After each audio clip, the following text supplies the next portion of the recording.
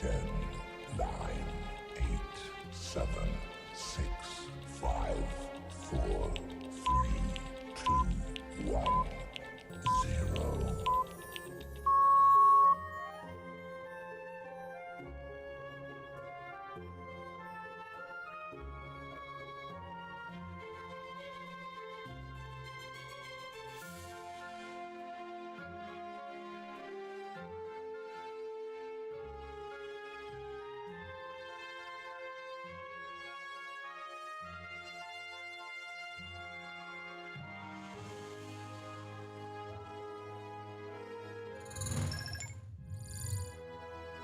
Hello, hello.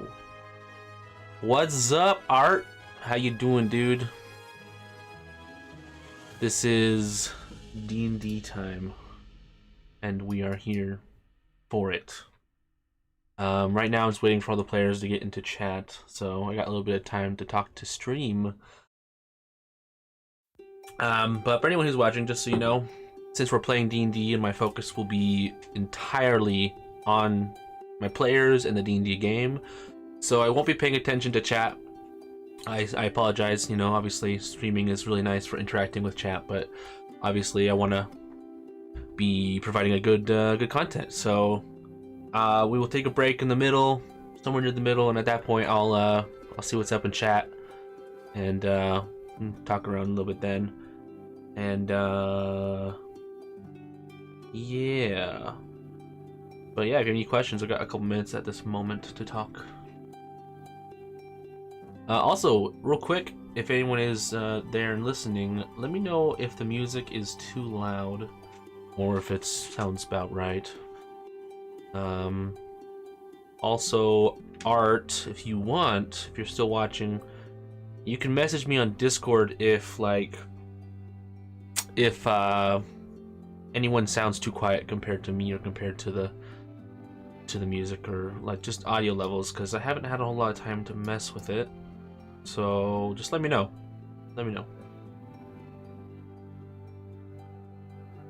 Would be big preach.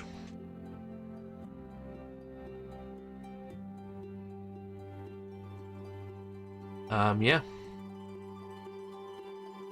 Might be a shorter session today just because I've got work to go to pretty soon after the game is supposed to end, so I might have to end early. And also, I'm feeling pretty sluggish at the moment, so we'll see how long I can last. But either way.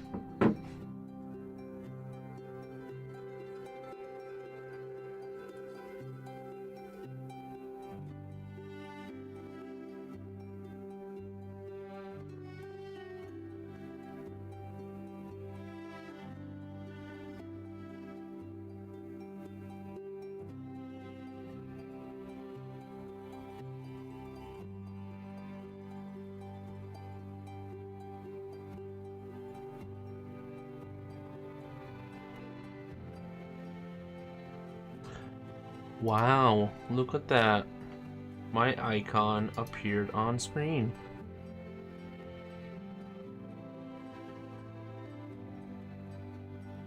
Alright, let's chat with them here in a second. Let's pull up that. Oh yeah, shut up. Okay, guys. What is the goings-ons? Hello. Hello. What's going on? Howdy, gang. Everyone got music? Or those who want it? Do you have music? I did not open. Well, it's going. Yeah, I got it going.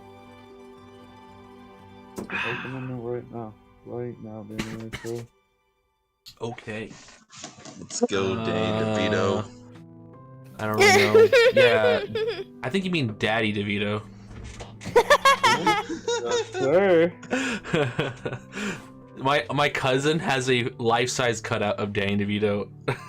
I'm not hearing no Why? music. Danny. Because he is that way, and then he bought a Muslim prayer rug, and then started praying to Danny. Actually, started calling him Daddy DeVito, then did the Muslim prayer rug, and now is praying to Daddy DeVito. Oh my god. I don't really know if he does it anymore, but that was like a good summer's worth of crazy. Yeah. Wow. No music. I can restart it, the music, and see if it will load up for you. Give one moment. I live for the music while playing for D&D. Same, honestly. It's like It makes the immersion better. definitely. Do you hear anything now? No? Let me try to Yeah. reopen. I hear it. Yeah, let me try to reopen it. Troubleshooting. We're doing it live. All good. I want to let you guys know, since I'm also kind of like feeling pretty sluggish, I might cut the game short, but we'll see as things go. Alrighty. Okay.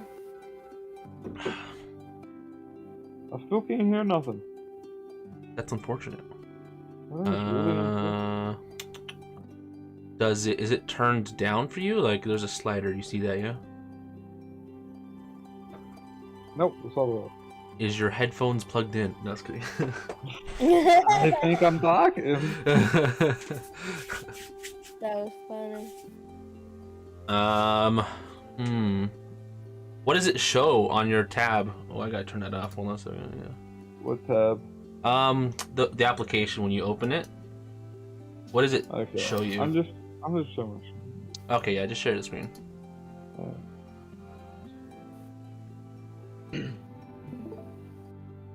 Brum. I shall watch said stream. Oh yeah, you should be hearing stuff. And I just restarted it too. I can do it again. Odd. I'll just pause the music again.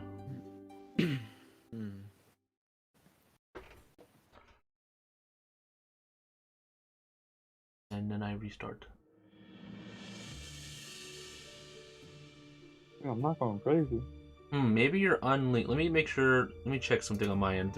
Maybe you're not linked to my game, quote unquote. How do I get back?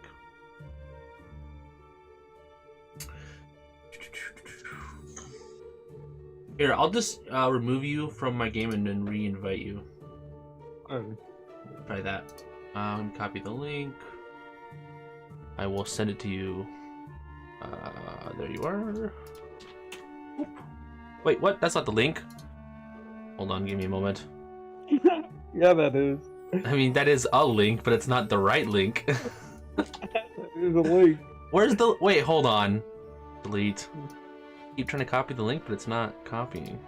Give me a moment. Command C. There we go. There is your link, sir. Thank you.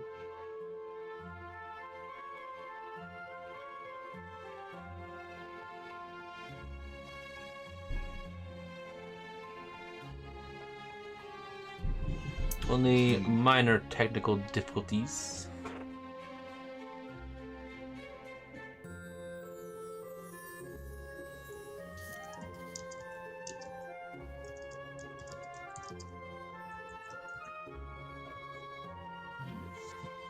What's up, Art?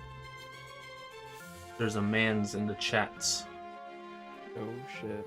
Yes. There's a what? A man's. What's the Twitch link again? I think Tony knows it. Gamer for Here, I'll just Tony copy put- from his. I'll give it. I'll put it in chat or whatever. General. There's my big face. Dang. I can't believe you're posting memes and hashtag general. Dude, that's insulting. I can't believe you said that. I know. It was calling me a meme. Wow. I don't know whether to be offended or I don't know, happy about it. Oh, I hear my echo. Who's watching my stream? I had opened it. Unfortunate. Okay, let's see here. I'm more or less ready when you guys are. Can you hear music yet, Tony? nope, but I'll figure it out. Ah, dude, that's unfortunate. Oh, blah blah blah. Hold on.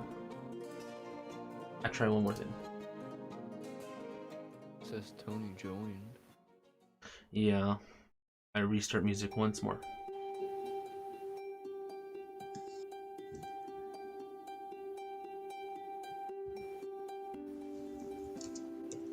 What the hell?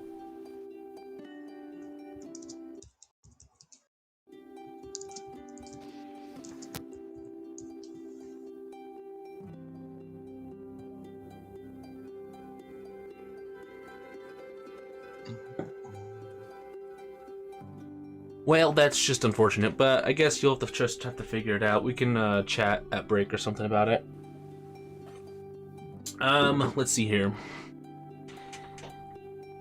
Well, I don't know. You guys ready? More Yep. or less? Am I ready? Yes, you are. You're welcome. Let's go. Dang, I can't believe you knew it. Alright, so. Let me bring my mic down a little bit. It's really high. Oh, yeah, close to your face. Yes, right next to my mouth. So, last time our adventurers had found themselves in the middle of Everhelm, as it was under siege by the Dread Army. A proclamation to the city was made by a man in gold armor. This proclamation told that the Dread Emperor, the rightful heir to Kolmar, and his righteousness, the Valkyr of Rights, had judged Everhelm and found it unworthy. Upon this encounter, Draco threw his dagger at a dark elf that requested he give back what was his. Then fleeing, the party managed to lose this dark elf and his warriors as they found their way to the Platinum Dragon Guild Hall. Amai rescued Hiatus, and they all left town. Once arriving in Strathmore, the party could see this town wasn't more than a collection of semi-close farmsteads, no more than 10 total. Once reunited with the other members of the Platinum Dragons, the group listened to the heated discussions of what this all meant and what to do next. And that is where we left off our last session in this large farmstead that now currently holds like 80 Dragonborn and you guys. Yeah. So, I'm gonna turn down my music real quick. So, last, pretty much picking up exactly where we left off. So, yeah, you guys are just kind of wherever you are on the farmstead. And the discussions probably have resumed by this point. All right. Question here. So, just since we're here, is there like any sort of like maybe a windmill or something of the like, basically like any like farming technology that's actually like above just like something very simple like a cart or like a plow that like Rin might find herself just like able to mess with? They got a high-powered windmill. Well, they do have a nuclear reaction chamber. No, just kidding. Perfect. If I got a quarter for every time you said like. Let's see here. I don't really. They probably have a windmill, because that's not super high tech. That's a pretty standard thing.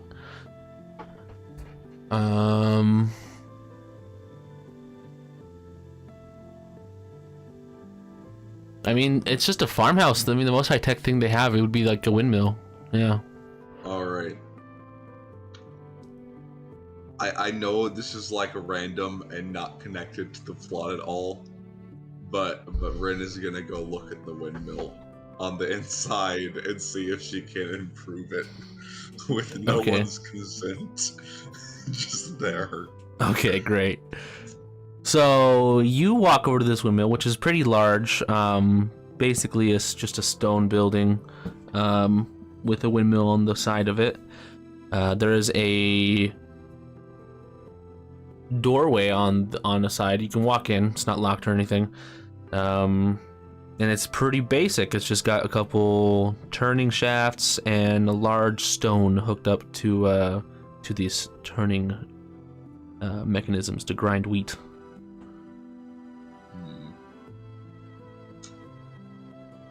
You can see it's worn down. It's not like it's kept up very well, but... Is there any way that I could... Like, is there some obvious spots where, like, basic repairs could be made? Yeah, there's plenty of, like, basic repairs that it needs. Alright. I would like to use, some of my mini skills, to do so, because she wants something to do, and she has no idea what to do with her time at the moment, and she's not exactly a group leader, so if no one is needing her, she's just gonna start fixing random things. Alright. Sounds good. You can work on that. Yeah. Alright. She's in the windmill if anyone needs her. I just legitimately out of character. Don't like legitimately. That's what she would do. That's what my character would do. Gosh. Okay, cool, dude. At least she isn't brooding in a corner, going like, "My parents are dead." Wow. Trying to calm me out. She's becoming Batman. Wow. Yep. All right, guys. So you're doing that. Bridget, what are you doing? Probably. I don't know. Doesn't have to be anything specific. You can just be chilling. Yeah, probably just chilling, sitting, Okay, hanging out. cool. Does anyone want to do anything specific? I would have gone and talked to Deegan at some point when he was available. I remember you did that last time, right? Briefly, I think he said he was going to talk to me a little bit more in private. Right. He mentioned after the meetings were over, he would come and discuss whatever with you. You said meetings were still going. Yeah, they just resumed basically from last time.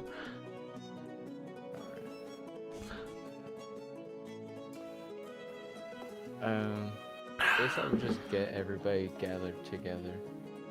So I'd go fetch Ren from the windmill and get Bridget and Mai and Hiatus. Okay. Ren, go ahead and make and I guess a tinkering check. All right. Would I be wanting to use my tinker's tools or wood carver's tools? That's up to you. I feel like it's the same, basically. I have a lot of. I have tinker's, smith's tools, and wood carver's tools, so I could probably do a lot here. Probably. It should be the same either way, right? Yeah, it's just adding a proficiency bonus plus whatever, plus like a skill. All right. Add 3 to this roll. 18. Oh, 22. Oh, Or excuse me, 21. 21. Dang. So yeah, with the short amount of time you were actually in here and before Draco would come and find you, you've done a lot. Like, though that you've like managed to add like a more resilient like joint system to all the different turn shafts, so that when where they contact, it won't wear as easily. You've repaired many breaks in like cracks and stuff in like the stone and all that, and you've just basically made it look like it's basically brand new.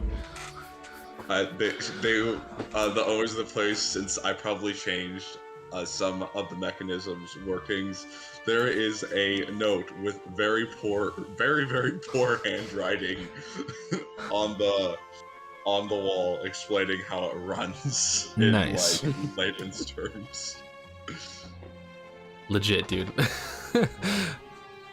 Yeah, that you were like, you had all the tools necessary to do everything you needed to in there, so great. You're just gonna freaking go back to town and we're just gonna build windmills on the bad guys.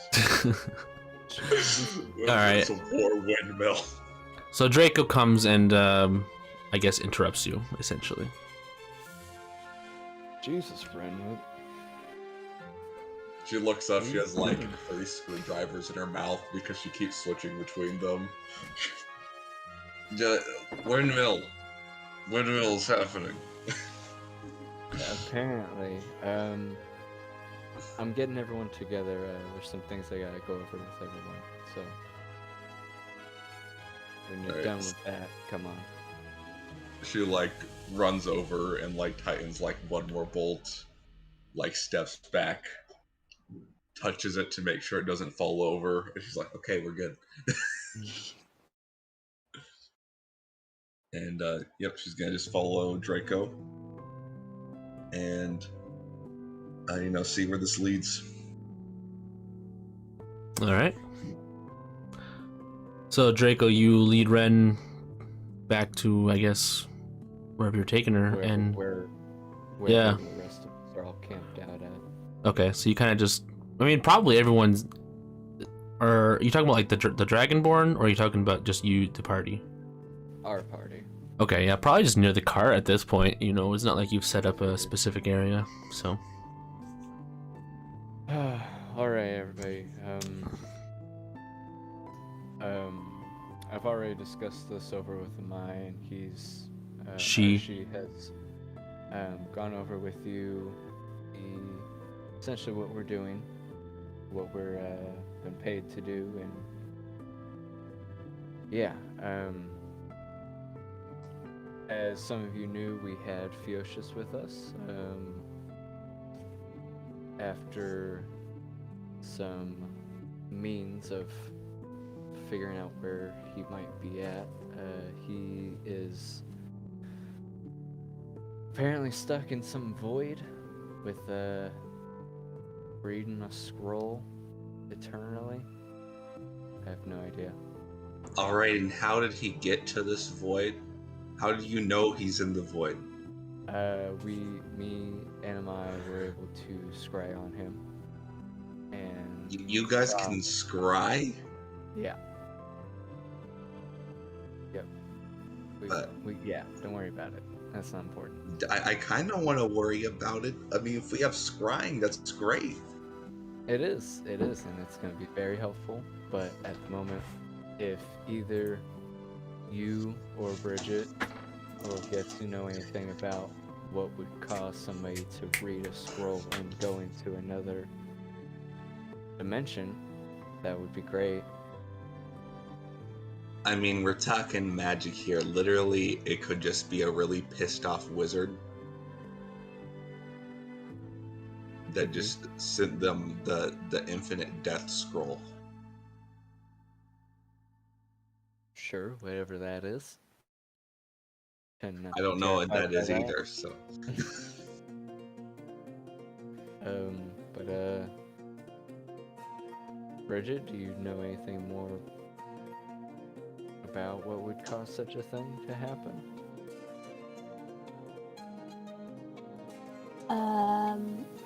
I don't know if I would know that. Would I know that? Are you proficient with Arcana?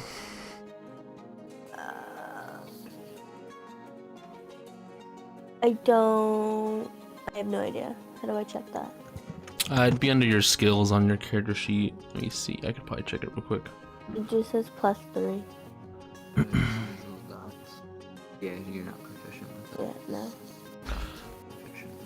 Oh. Okay, so yeah. You... Doesn't sound very familiar to you at this point. Okay. Can I go? Would I know anything else? Yeah. Are you proficient with Arcana? Yes, +6. I'll let you roll. 16. I didn't even come up on my side, but okay. 16. I mean, pretty much what you said already would be your explanation. You don't. It sounds like there's many ways to achieve this feat, but you would need more information on like how or where or why. I could probably like do some experiments in the goo for a while and see if over time that helps. True, you could. Okay. Alright, Ren, if you could just keep us updated on your progress with that. Alright, I could try. Do you guys have any sort of materials that might be helpful, like, you know, some magic focuses or something? I have my own, but, you know, more is always useful. Get the job done a little faster. Not a magic person, so no. Alright, well, I was asking Nope. Jim. I just have these 2 swords. The 2 swords, like, are the 2 swords, like, are they magic swords? One of them is. Alright. Daniel, would I be able to, like, recognize one of these is magical? The swords? Yeah. Make a... It's interesting. Make an Arcana check. For now, we'll just do an Arcana check. 23. 23. Just glancing at it, yeah, you can tell one of them is magical. I imagine it's just like a +1 sword or something. Like it's not like obvious. It doesn't seem like super magical. Like it's magical, but like not like impressively magical. All right, Daniel. Yes. I have an idea. Give it to me. I'm kind of just bullshitting something here, but let's find out. All right. So, more or less, Theosius was likely taken by magic or some magical means, right? So, the idea is I take the residue that he left behind, right? And I get some magic items and some magic focuses that mess with the weave that allow me to better understand and so while I'm studying this stuff, the magical like stuff around me to help it bend the weave and like see if I can better discern where it's from. So like, what kind of something more specific than what something like detect magic might give me. So the way I understand your idea is you're essentially trying to understand this substance by how the weave, how it looks in compared to the weave when the weave is distorted in different ways. Yeah. That's pretty logical. It. That's cool. I like that. Yeah, you could definitely do that. Alright, so if I could get the party to lay out, if we can find a good spot, we can lay out kind of all of our magical stuff, and I can try and like use its residue and shifting of the weave to try and get the goo to react to it and like, see what's happening, and I might be able to find the source, and then we can follow the source. And she just starts rambling so much it's hard to actually understand anything she's saying. Nice. Yeah, you just keep going, and it just keeps, and you're like talking so fast that no one can like inject any words. You're like It's getting increasingly technical as well. Yeah. Yeah. Okay. Yeah. That was a lot. But this is something you can do. You can figure something out from this goo. Maybe. it's a theory. Game theory. You just need to rub some magical items near it, and I think rub is kind of a crude way to describe it, but sure. well, I have, and you see Draco kind of pull off these translucent gloves off.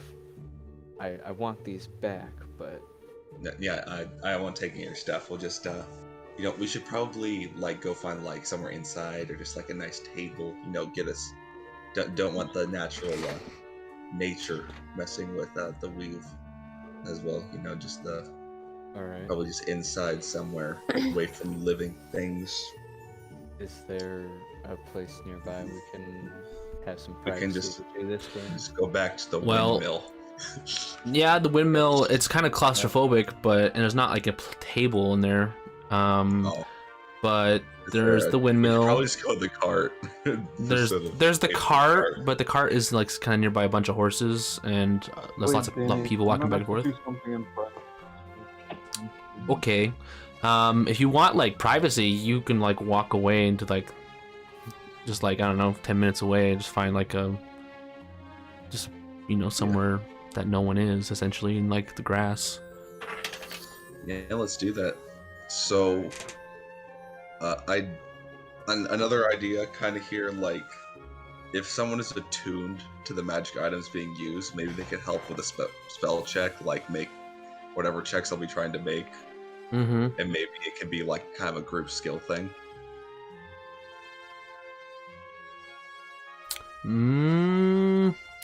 don't know if it'll necessarily be a group thing, but I think that they could help you make a check by doing stuff like that. All right. Okay, so we'll kind of get some privacy. I'll lay out like probably like a rug or something that I like snatched from somewhere. And then Lay that out. lay that out, and then basically, so I'm gonna put get like a little bowl and pour the goo into it. All right, and then I'm gonna go ahead and set my magic items, which would be my studded leather armor, which I'm kind of setting out I'm not taking the whole thing off, but I'm gonna be taking off 2 of the bracers, and the bracers have these runes inscribed on them that seem to be. The rest of the armor is magic, but like these seem to be kind of the source that like it kind of flows into it. So I'm gonna set the bracers there, and then I'll have my dragon, Gerald the Gerald the ever changing, as because I can never remember his name. The homunculus dragon, also have him sit next to it. All right. Cool. All right. Any sort of magic focuses or anything? Magic weapons, items, whatever. Set them down here, and I can get started. While Ren's getting that all set up, I wanted to pull Draco. All right, so Really you quick. pull Draco. Draco, should you show them the orb as well? That's magical, or no? Yeah, it could be useful, given I did scry on Hiatus with it. Maybe it has some sort of connection to him now. Okay. Okay. Yeah, I guess we can go back and show them it. Okay. So we come back and set down the crystal ball as well. Okay. And, I set my translucent gloves next to it. Go to And pull the orb out of her bag. And put it down on the ground. Okay. All right. So you set down the. Sorry, what did you set down again? Orb of scrying. Okay. Daniel, is this the orb of scrying you told me about? Yeah, I mean it's the one they've been using. All right. This is. She takes one look at this thing. She looks at you, all like really, really concerned. She's like, "This is like the most shoddy piece of work I have ever seen. How are you guys still alive?" You notice there's like a big old crack in it too. Yeah. It's like, how was this not exploded? Just hasn't. And, Is this what you used to scry on him with? yeah. It's been pretty Oh my useful god. so far. Oh my gosh. Oh my gosh. I mean, can you... What? Can you scry? Give me a minute. I'd like to make an, I guess, Arcana check to see if this thing would even like anything that you could get from this thing even be reliable. Yeah. Go ahead and make an Arcana check. A fake scry. 17. 17. It's reliable factually, but it is definitely a volatile piece of arcane items. Like it's like even on normal uses, this thing is likely to be not safe to use. So like it works fine. It's just probably gonna explode at some point. Yeah, more likely. Yeah. Okay, well at least it's she's like kind of poking around with it. She like presses her eye like physically against it. She just kind of like blinks it.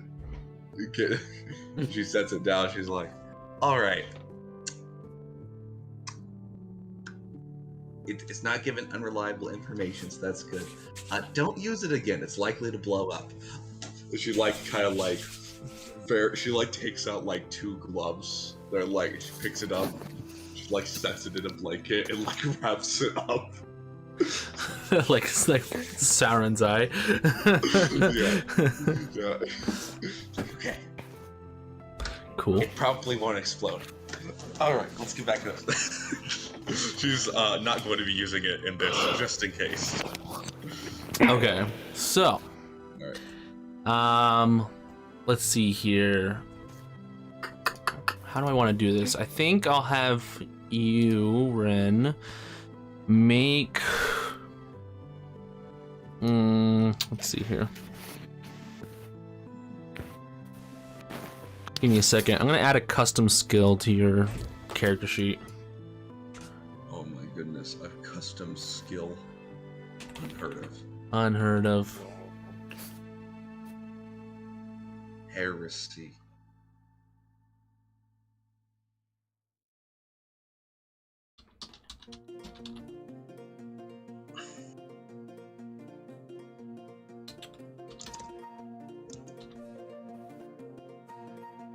I don't know. Make a cool name on the spot. Don't worry about it. Boop-a-doop. Boop-a-doop skill. Yeah, boop. boop-a-doop. So I can refresh the page. It should be there actually already. All right. It'll be at the bottom. Bottom, you say? Yes. Artifact frequency. All right, my favorite skill. Yes. Let's go. So I want you to roll in that skill. Well, we'll do one at a time, but depending on what you roll, I'll tell you what happens and what you should do next. So go ahead and roll as you concentrate on kind of like investigating all the different auras around these magical items. All right. Okay, roll 1. Let's go. Of course. All right. 9. Nice. So, the first kind of like go through, you're kind of just distracted by everyone kind of just being there. So nothing, you can't really determine much, but go ahead and roll again, please. Alrighty, this time, you guys just slow down your existence. You pretend you aren't there.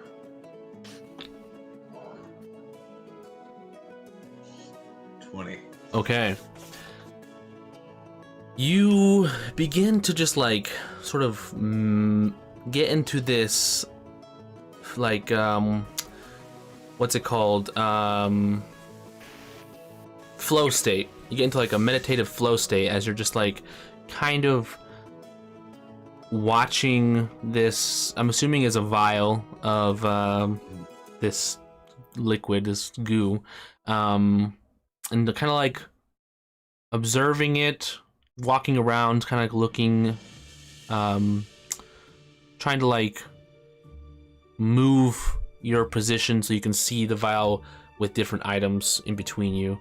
And you begin to have an understanding that this substance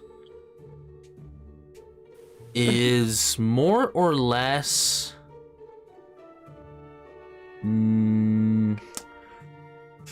not real.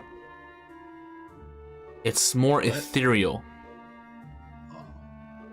And I need you to make another check. Alright. Even better. With that third check, you get a further understanding that this substance is more is more akin to like a mechanical use than it is a fluid from a creature or spell. Almost like it'd be useful in a construct. So, like, somewhere between, like, oil for a construct, maybe even, like, something that you would use to use in place of this blood if you're trying to make, like, a facsimile of life. Yeah, exactly. It's like a replacement for a highly advanced construct that can mimic life.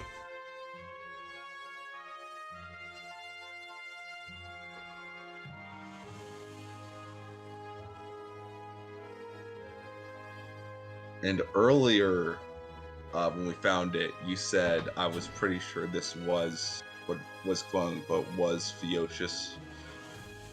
That's what you thought, yeah. Do I still think this? I mean, you tell me.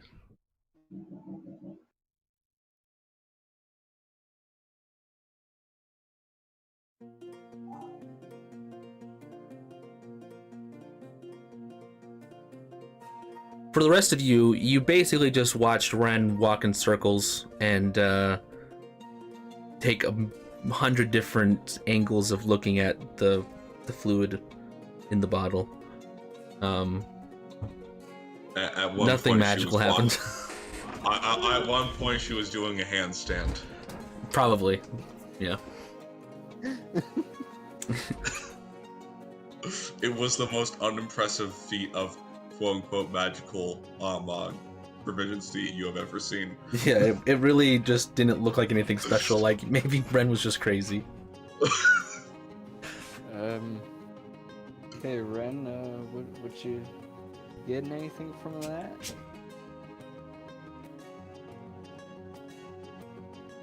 I think Hiatus doesn't exist. What?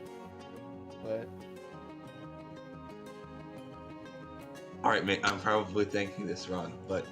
Alright, hear me out. This... stuff... Alright, remember before when I said I thought it was Hiatus? Right? Or some part of him, or something like that? Right, so from what I can tell, its intended purpose is to imitate life in, like, some sort of construct, like, She pats her dragon's head like this guy here, but like more advanced. Like you wouldn't be able to notice that it. Maybe not. Wouldn't be able to notice, but it's better than anything I've ever seen. Maybe. No, there could be another reason. Maybe some sort of construct like this was used to take Hiatus. And Hiatus fought it, and he failed, but he made it bleed or something, and dropped this. But either way, if I can make something using this, I might be able to get some information out of it. Maybe it's still got whatever memory it has stored in this.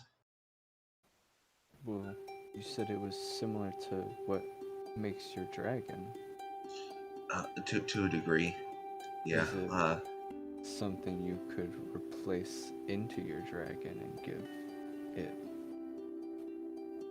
some form of life? Give me an hour. I think I can do it. Real quick, I'm gonna pull Ren into a private chat real quick. I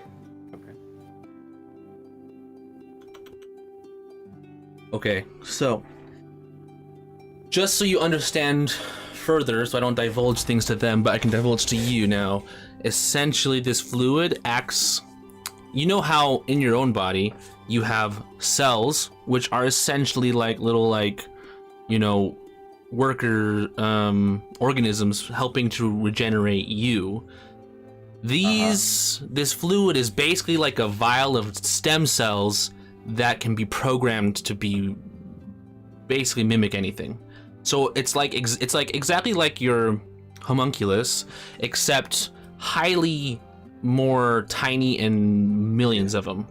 It would be like comparing like a cyborg from like Full Metal Alchemist, where like they have like the big clunky arms, to like something in Metal Gear Rising that I was playing where they have like synthetic muscles. Yeah, yeah. It's like a synthetic person essentially.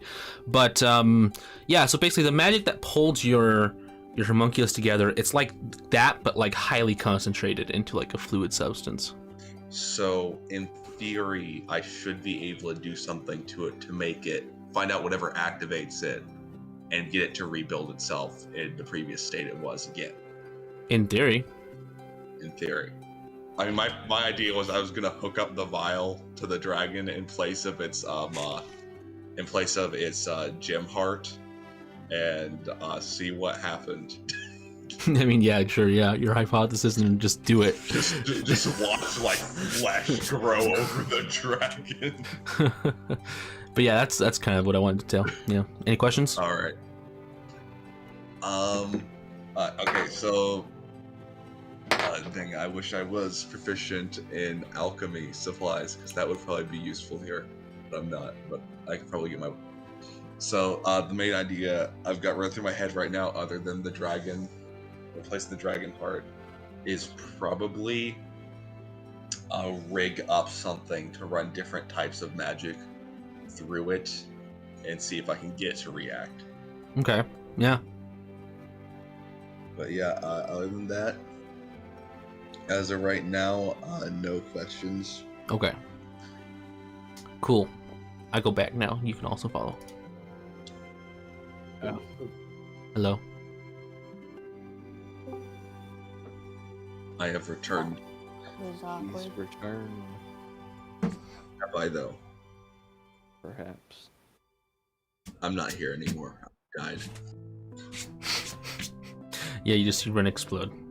Unfortunate. Oh, shit. But yeah, What? Ren died in the private chat. I'm just kidding. Sorry, guys, I'll be leaving the campaign. That's Charlie. Already? Okay, so I probably want to go ahead and, for right now, Rin is probably gonna devote a lot of her time to working on this.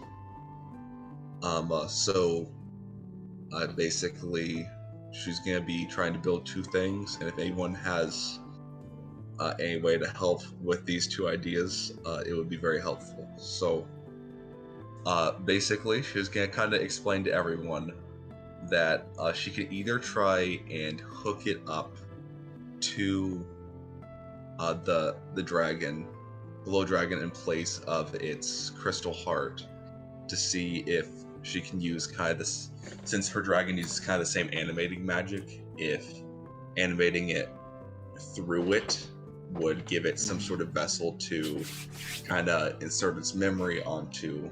And secondly, if that really doesn't end up working too well, she's gonna need help building either a mechanical or alchemical sort of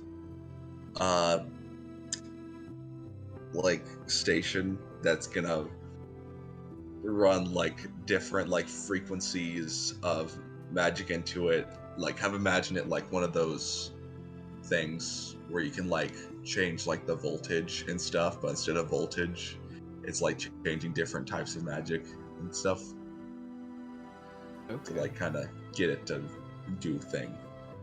Right. Okay, Ren, are you willing to do that with Gerald? Is it Gerald at this moment? You know, he just responds to anything that refers to him.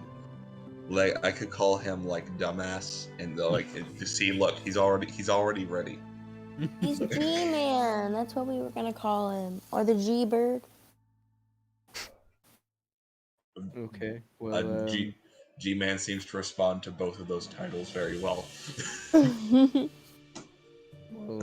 are you comfortable doing that with G-Man? Yeah, he'll be okay. I've got most of his memories. I've got his memory store in his crystal anyway. He'll be fine. How long is it gonna take you to do that? You know, give me a second here. It might take me a bit.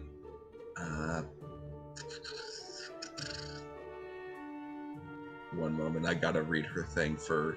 Would I basically be using the infuse item thing, right? Is that how you get the homunculus, or? Yeah. I mean, you wouldn't know how long it would take necessarily, but you could think, yeah, it'll be likely the same process. Give me 1 second here and see how long that takes to do. Is Ren gonna need help with that? I think It it's says one. whenever you finish a long rest, you can Oh. touch up to 2 non-magical objects, imbuing them with one of your artificer infusions, turning it into a magic item, blah, blah, blah. Alright, so it does it instantly. I'm not sure if that means that I can only do it after a long rest or like twice during a long rest period. I think it's twice during a long rest, like after the thing. Yeah, I mean, it's not that big a deal. We can just do it twice per long rest or whatever, or during the long rest. I mean, I've already got him mostly built, so I'm basically just going to be taking him apart and replacing the item I infused it with that, so. Yeah. Alrighty. Actually, I might uninfuse my arm. Wait, no, I can only have one of that infusion type running at a time, so yeah. Alright. So you should have this done by tomorrow then. Possibly. Maybe sooner. I'm gonna go ahead and mess. Give me like an hour or two. If I can have anyone who's familiar with magic or technology, any sort of artisan work help me out with that, that'd be great. Because things move a little faster with this sort of thing when it's not just me. Well, I have Tinker's Tools, and I'm technically a warlock. I don't know how much help I'll be, but... Tinker's Tools? Good. You're with me. Alright. Okay, I'm following the little one. You and Bridget work on that. Draco walks over and picks up the scrying orb that you wrapped up and picks it up, and me and Amaya are gonna go discuss some things and let us know how it goes. Yeah, legit though, be careful with the orb. No. If you want, I can rig it to blow up on purpose later. I don't want that, but thanks. Alright. How much, do you know how much damage to my personal body to hit my drip? What? It would do a lot of want damage, Ew. but I don't think anyone actually would know exactly. It would do the damage though. This is true. So yes, let us know about any updates on Gerald and what happens when you put that in. Amaya, if you wouldn't mind coming with me. Okay, I'll come with you. I kind of take Amaya over somewhere private so we can, but while still having the crystal ball with me.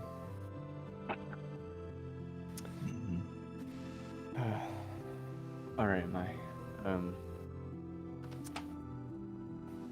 I know we've used this a couple times the other day to scry on everybody. I have an idea of someone I think might be good to scry on and see if we can get an idea of what they're doing. Who?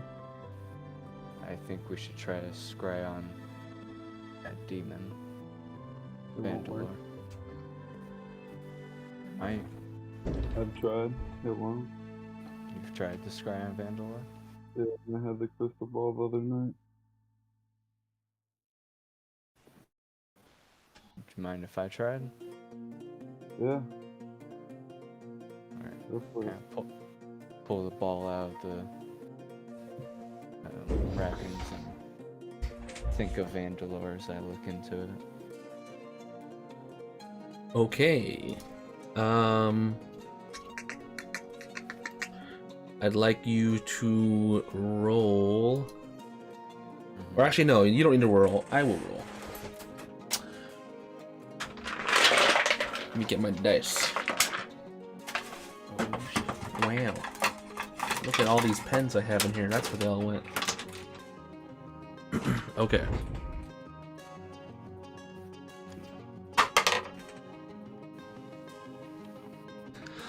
You focus on the ball, and nothing comes of it. Yeah, you're right. I didn't get anything from that.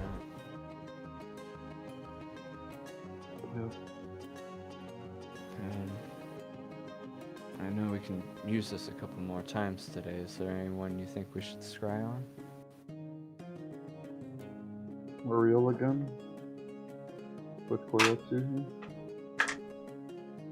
Maybe he'll know the location. He knows some below the almost territory better than we do. It's true. So it seems to be where he's at right now. So we want to have to do the scrying on Muriel. See if he can figure out where he's at. Yeah. Alright. We go get Muriel and, or not Muriel, get Hiatus and. Hey, Hiatus, Yes. would you mind helping us? We want to try using the scrying orb to scry on Muriel, and we're hoping your familiarity with some of the area vaguely might help us pinpoint where he's at. Oh. I mean, I can give it a shot, but I don't know Muriel that well. I mean, we only talked maybe 10 times. But yeah, we can try. Alright. Go ahead and just hand him over the scrying orb and Okay. He focuses on the orb, and he let's see here.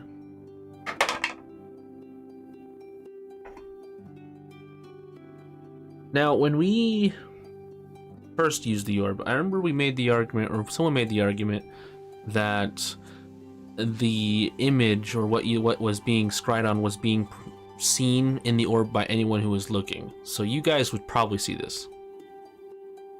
Is how I think we judged it to work, essentially. okay. So Okay. So either one of us could scry on it, and he just needs to be looking at it. probably. I mean, the person who's doing it will get a better visual, like it's like in their mind's eye, but everyone can look at the orb and it'll see like a distorted picture of it. Okay. But Muriel appears on the orb, and you just see him pacing back and forth in a small wooden room. And when I say wooden, I mean the floor is wooden, the walls is wooden, and the ceiling is wooden. There's like a chest, a writing desk, and a nice bed.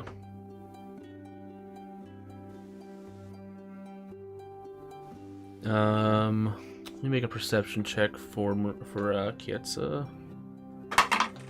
Can I make one as well? Yeah, you guys can both make one.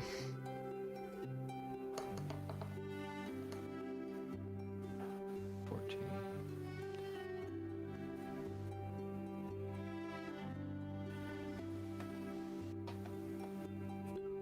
You want to make one as well, am I?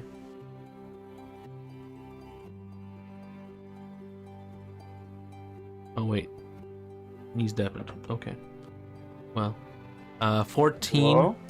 You there? Okay, I have a question. How long can we watch through the scrying orb? How long can we watch them? I think 10 minutes. Does anything else happen in the 10 minutes?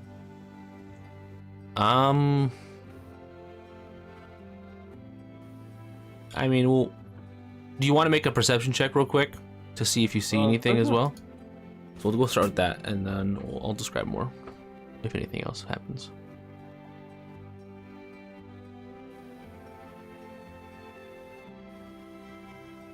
No, I don't see Yeah, unfortunately.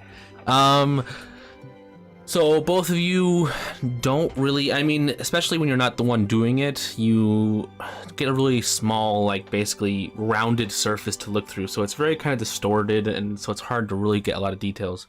But so you don't really see any details that are as very useful to you. But let's see here. As you guys watch, you just see him pace back and forth for like 5 minutes, and nearly to the point where you know the spell will end, and right as you think nothing else will happen, you see the door open quickly to his room. Essentially, it flies open, and a blood elf doesn't charge in, but walks in very aggressively, grabs Maril, and holds him up in the air with one arm. This blood elf is not very large compared to Maril. Maril is a large guy, but this blood elf is only like maybe 5 inches shorter and definitely not as strong, but somehow is holding him up by one arm. You can see the blood elf is visibly upset with Maril, and well, you guys would all see this. The blood elf has these black veins crawling up its arm that it's holding Maril up with. And that's about when the scry ends.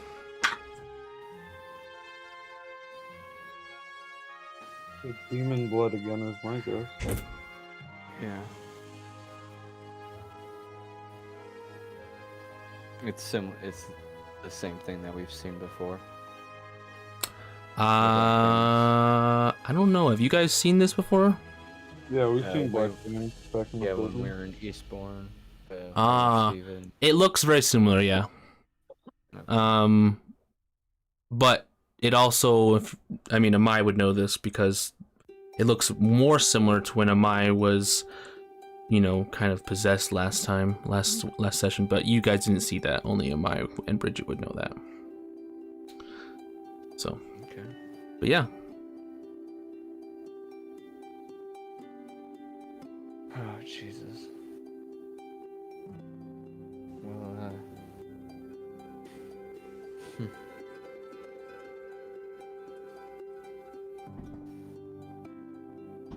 Well, I guess we didn't get much from that in terms of where he might be. Up or so with the blood elves.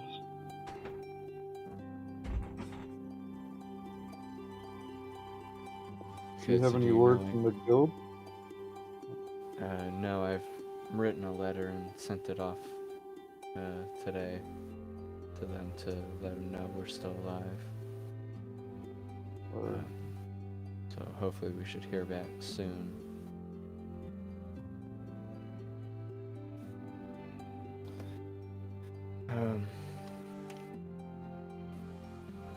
Get to, do you know anything about the Blood Elves in this area? The Blood Elves aren't supposed to be in this area. Well, not like they're not supposed to be, but their homeland is much further away. It's, if they're from my tribe, it'd be really far to the northwest, but if they're, as you described them, it sounds like they're more so from the east. So, but, yeah, it seems rather odd. They just, came and did this without... Well, you told me last time that they probably have the spear, which makes more sense why they did this, but... It's just so sudden, Usually there's more, under tones, there's more, warning you can kind of see before, but it was just very sudden.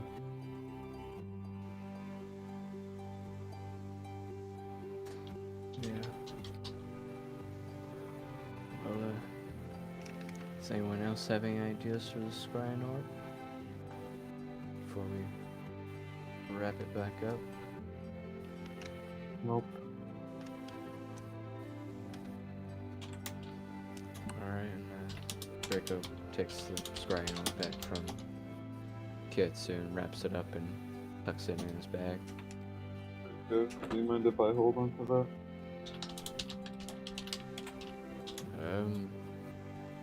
We paid us for it as a party, and you have the bag of letters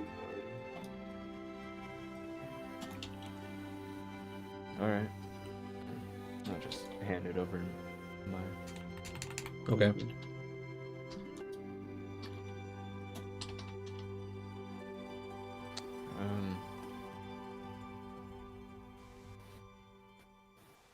So where will we even head from here? We don't even know what direction we need to be heading. We can stick with the Platinum Dragons for a little bit longer. Like I said, we can get to the town, recuperate, wait for some information from the guild if they have any. But all we have to go off of right now is in the lands to the east, most likely. And we can always just head that way.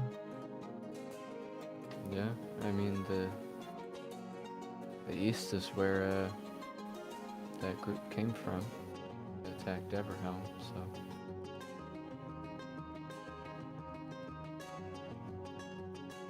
could be that way.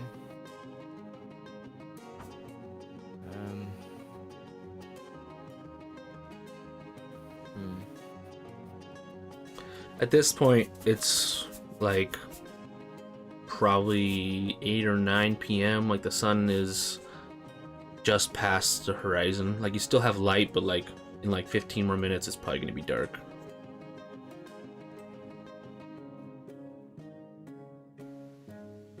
Alright.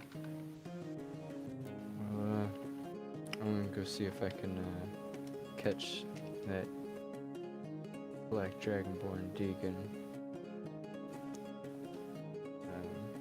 You guys do whatever and just try to stay out of trouble.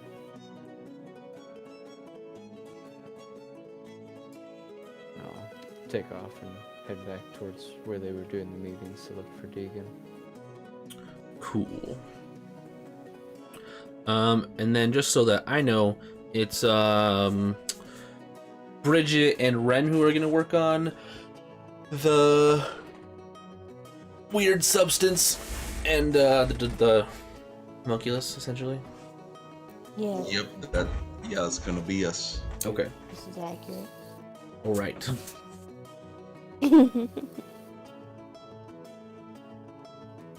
Okay. So, let's see here. So Draco, you head back to the meeting more or less. It lasts probably for like another 45 minutes into the evening. Main topics of discussion would be, why they suddenly attacked so openly. You hear that word, you hear that used a lot. Why they attacked so openly. You don't understand what they mean by openly necessarily. You hear talks of a arcane moat being stolen. And more discussion of who is going to send word to the sister guild that presumably is somewhere else that they want to go, inform. But then the meeting ends, and you see Deegan go walk and talk with a couple other Dragonborns who kind of nod to him, and they walk off. And he looks like he's about to walk off as well. Kind of trot up behind him and try and catch him before he gets too far. Deegan. Oh, yes, hi. I was hoping I'd get to talk to you before the day was out. Right, I need you to just wait around here for a little bit, and I'll come and get you, and we will go find a private location to have this discussion. But I have to go and set something up real quick. All right. He seems a little evasive at this point, but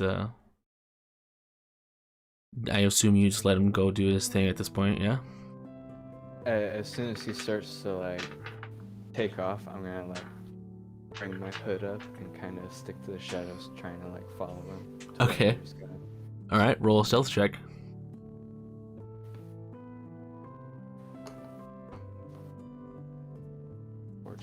14, okay. I will roll perception for him. Okay. You follow him. He goes to a room. Well, he goes into the main building, the main house, where he walks by another Dragonborn, and they exchange words where Deegan says, "You have the ingredients," and the man nods. He's like, "All right, we should be ready soon then. Just make sure you meet us out there."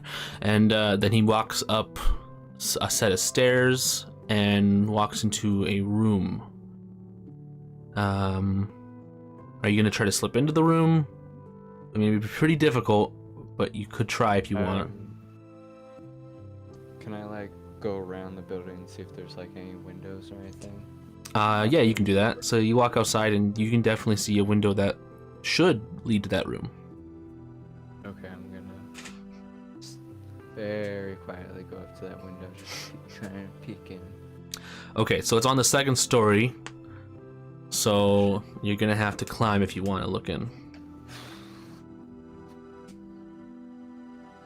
Alright, yeah. I'll Okay. make my way up. Alright, please make an acrobatics check. And if you fail, you will definitely be noticed.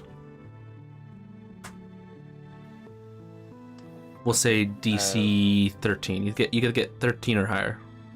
Right before I start to climb up, I'm gonna use my disguise self and just make myself look like a blue dragonborn who looks different than myself. Okay. And then I'll start climbing up. Alright. So is that acrobatics? Yeah. You have to get a 13 or higher. Jesus. Natural one. Nice. So you go and start climbing, and as soon as you get onto like the ledge of this like balcony, the shingles instantly just detach and slip, and you just slam face first into this like overhang, and just a huge bang, and like everyone within like 20 feet of you just like looks. And I just take off into the woods and circle back to where Deegan Okay. has stayed away. Okay. Luckily you don't look like yourself, so no one knew it was you, but unfortunate. So now you're just waiting to see Deegan come out again. You see him eventually walk out of the main building, or I guess the house, with what looks like some like paint on his face, some sort of like tribal paint on his face. Basically, this paint accentuates the more like bestial or draconic, like more dragon aspects of his face. Just makes him look more fierce, I guess you could say. And he goes to the, what's it called, the barn, just to presumably gather you. Are you in the barn, or are you waiting somewhere on the side? Nah, I just would have been waiting right where he told me to wait. Okay, so you see him walk in. He's like, "Are you ready?" Yeah. What's got some schmutz on your face? It's more ceremonial. We'll explain more as we get closer to a more private area. Okay. All right. Follow him to wherever he leads. All right. So he begins leading you away from the farm into sort of down the back side of this farm. There's like a valley where there's lots of like trees and thick foliage, and he kind of just leads you deeper and deeper into this area, probably about a 20-minute walk away. Oh, wow. Okay. Yeah. And eventually, let's see here, going to pause this music because it's a bit more happy. I don't want to be that happy. Eventually, you get into this clearing that is kind of hard to stand like up straight in because the foliage is so thick. So you're kind of like crouching a little bit. It's pretty dark. You can't see much.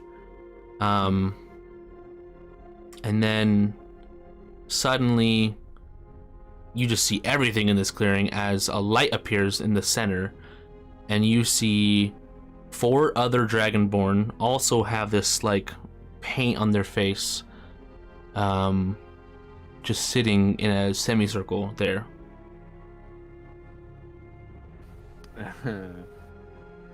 What's going on here, Deacon?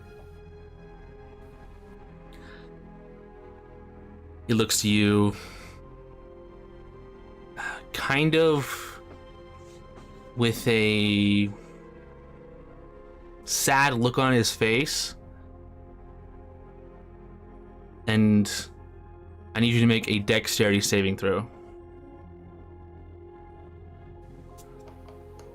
Fuck. 11. Okay, so as you see his expression, something is just not sitting right with you. This feels wrong when suddenly you are tackled from the side of like the bushes, like someone came out of the bushes and basically tackled you. All the men jump up and they all grab a different limb and hold you down. Deacon says, "I'm sorry, Draco, nothing personal, but we have to make sure you are who you say you are." And What the hell do you mean?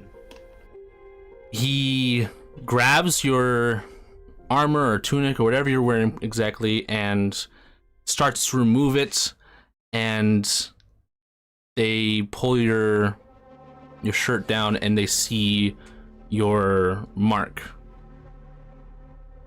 which I believe had, you said, was it 7 dragons? I think it was 2 dragons twisting into one with 7 horns. Right, that was what it was. 2 dragons twisting into one. As he sees that, and you're struggling, obviously, you see his eyes go wide, and you hear them all mutter, 7? And they kind of like, it seems like a shock to them that there were 7, is what they said. And you see Deegan look to a man that isn't holding one of your limbs, and he nods to him, and he pulls out this rod that it's like essentially imagine a branding rod, sort of is what it looks like, except it's not hot. You can plainly see it's not hot, but at the end you see a very shiny white metal, and he slowly walks up to you, and you see him go to press this metal onto your arm. As it gets closer, you don't know what's about to happen. Are you struggling to escape, or are you just letting this happen?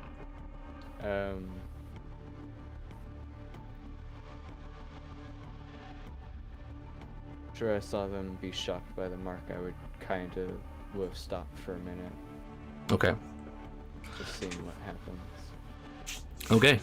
So this piece of metal at the end of this rod, they press it onto your arm, and almost in an instant, you hear a audible sigh of relief as everyone just kind of goes, "Oh, okay," and they all let go of you,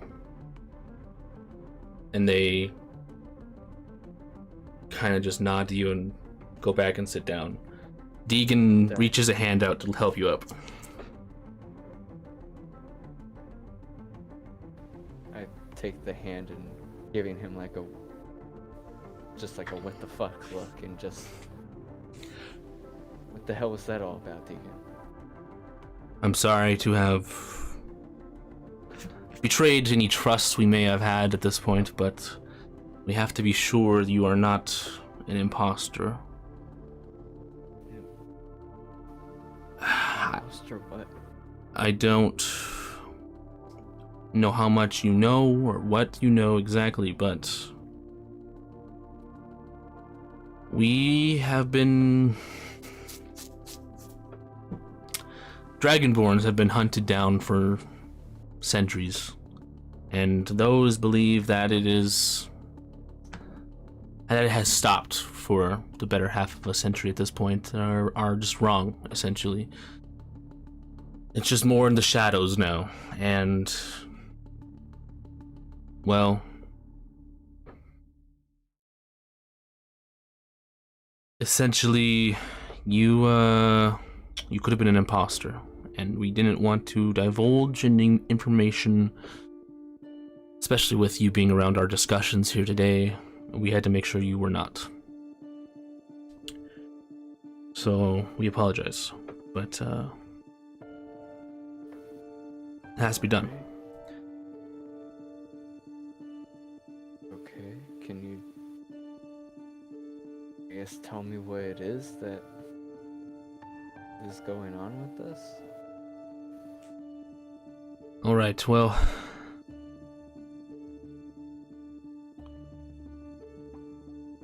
You, Draco Noval, are possibly more important than you would know.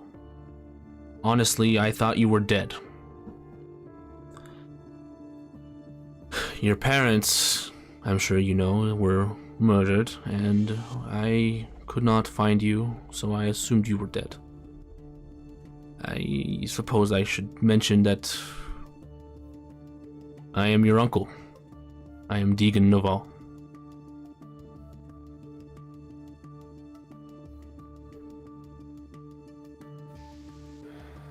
Oh, wow. Yeah. I am truly sorry that I never found you.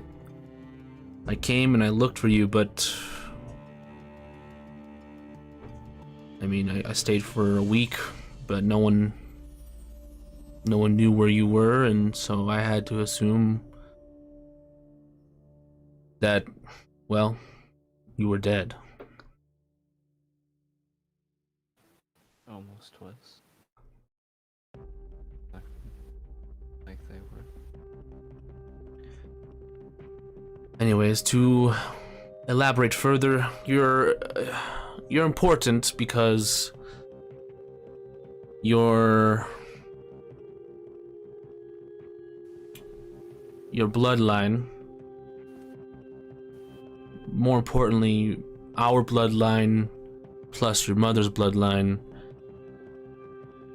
have been carefully crafted, carefully crossed for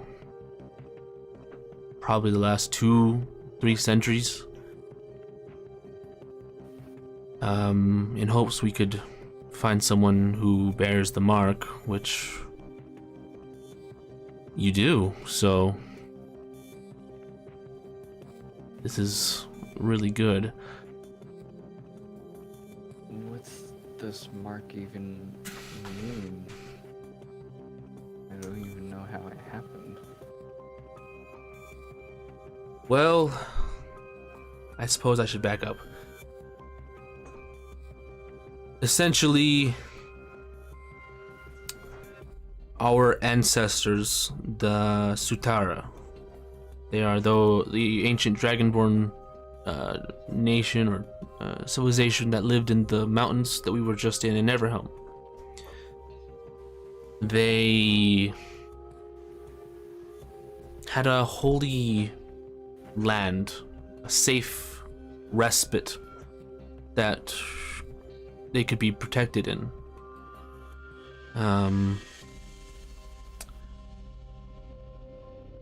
This land is lost to us now because no one can get through the mountains without dying, either to the extreme weather or the monsters that roam the regions. And, well, like I said earlier, we're still being hunted down. So we need more protection, and so this has been a long time plan, essentially.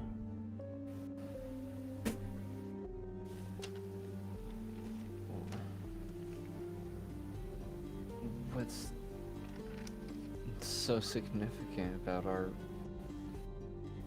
about this mark and about our bloodline? Right. Well, you, Draco, more so than I, are direct descendants of this ancient civilization, the Sutara. And they had strong warriors chosen by their god, which we know not much about, but they were claimed to have this mark on their body. It appeared in different locations, apparently, to the text, but more often than not, it was on the chest, so. Okay. Draco, I don't think you... I mean, no disrespect, but I don't think you understand how amazing, how incredibly lucky we all are that you are still alive.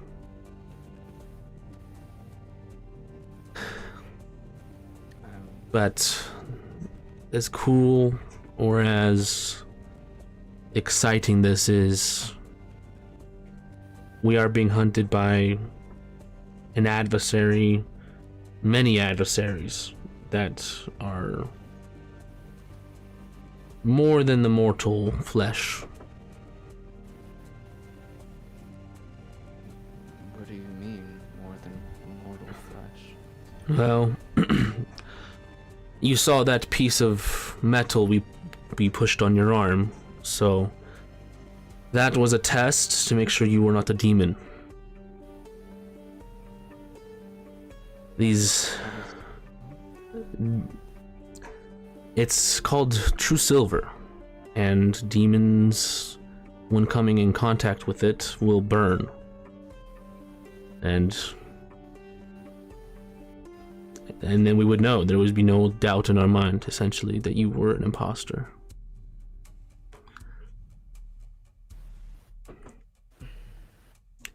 Is there a demon you would have known in your research by the name of Vandalor?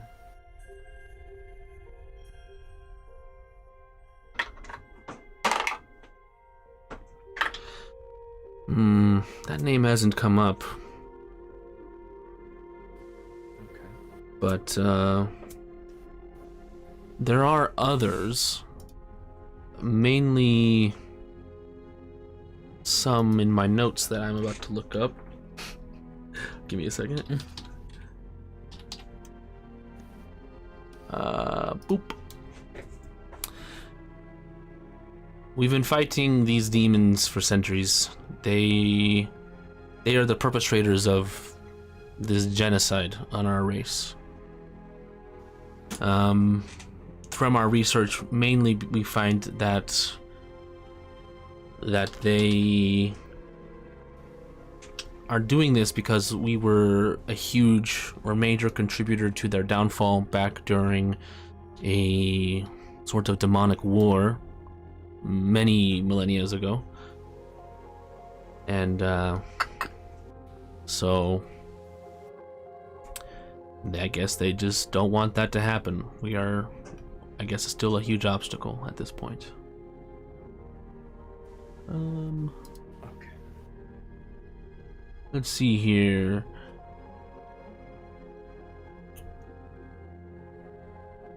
So there's a demon lord called Mogallan. That one is pretty much our main adversary. We mostly come in contact with agents of his.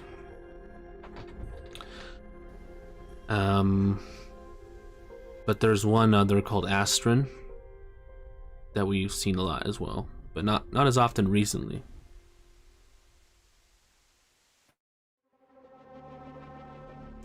Okay.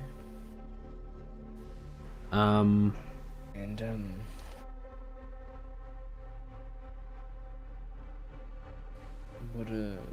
what is so important about the 7 horns?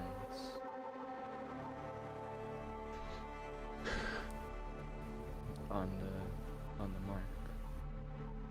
well, we've never heard of a mark with 7 horns. In all of our research, these markings would all contain a dragon, a singular dragon, not let alone just 2 that you have as well, but a singular dragon that would have a set amount of horns. The most, I should say the highest reported would be probably 4, if I remember that correctly.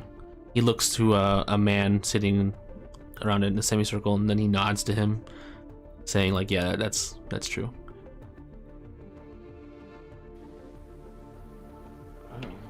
Okay. We don't really know what it means, but it's obviously not what we're used to in the research, so we'll, I guess, figure that out. Could it have anything to do with my sister?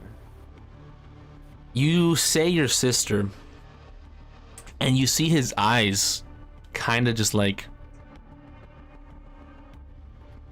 look at you like, are you joking, or are they, or you see his eyes, or like you can't tell if it's like they're looking at you thinking you're not serious or just pure shock. And he's like, "You have a sister?" Yeah, she was fairly young when our parents passed. Oh Lord. It complicates things. Where is she? Is she dead, or is she? Where is she? She's alive. Okay. Definitely keep her safe. I don't know what this means. Your parents were only supposed to have 1 child.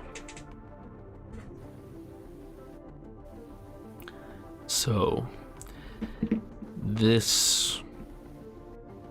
Well, I mean, it's not a bad thing, I don't think, but definitely we should make sure she's safe. Unfortunately, I don't know how likely that is right now. Right. But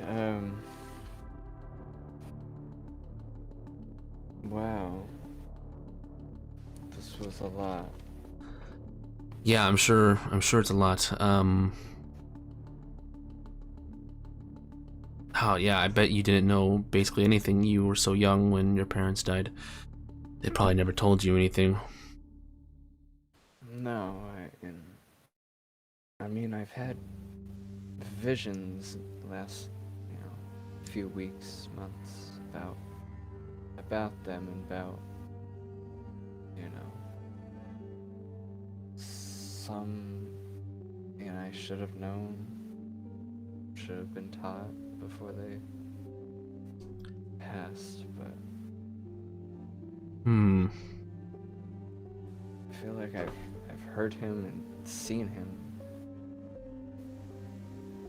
all over, wherever I go, or something. Right.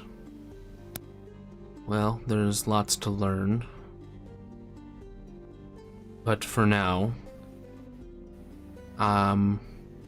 he looks to a man, nods, and you see a man kind of ruffle something, pull something out of a bag, and he says, "Can you just hold this for us?" And he kind of offers it to you.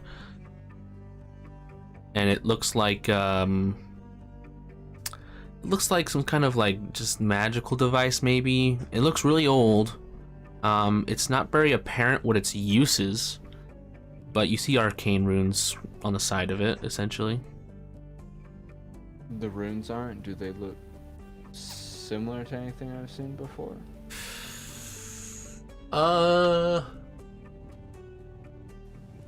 Mainly I'm thinking of the orb I have.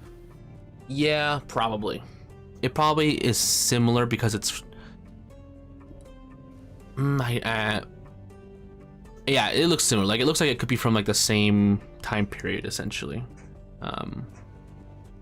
Yeah. Alright, and I just reach out and very cautiously grab the device in his hand. Okay. It looks like... I don't know. It looks like a cross between a slingshot and an eye patch. Or, like, goggles. Because, like, there's, like, a glass part that looks like maybe you're supposed to look through it, but then there's also, like, these straps that go to this, like, not stick, but, like, an iron rod or metal rod. It may be... I mean, looking it over, it looks like maybe it's missing elements that were originally intended to be with it, and so it's, like, not, like, super well kept, obviously, because it's so old. But you just see everyone watching you and looking at it. Nothing really happens. When I grab it? Yeah, nothing happens when you grab it. Okay. I'm just gonna kind of bring it up to my eye and kind of just look at it and look all around it. Is something supposed to be happening, Deegan?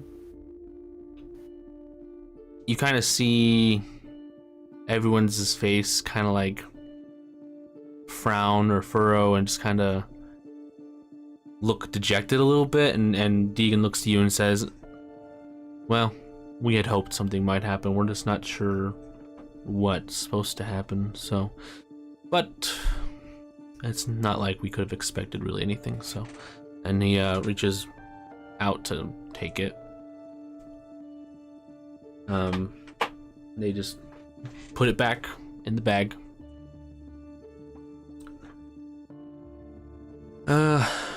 So, Draco, I mentioned to you that you shouldn't use your last name so openly, and that is because of, well, because of everything I've told you. Right. You should maybe just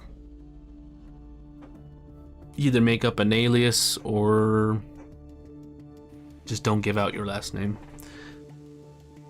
At least not to anyone you don't fully trust. Okay.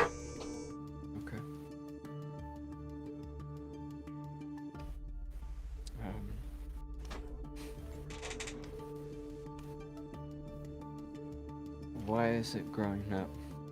My parents never mentioned an uncle.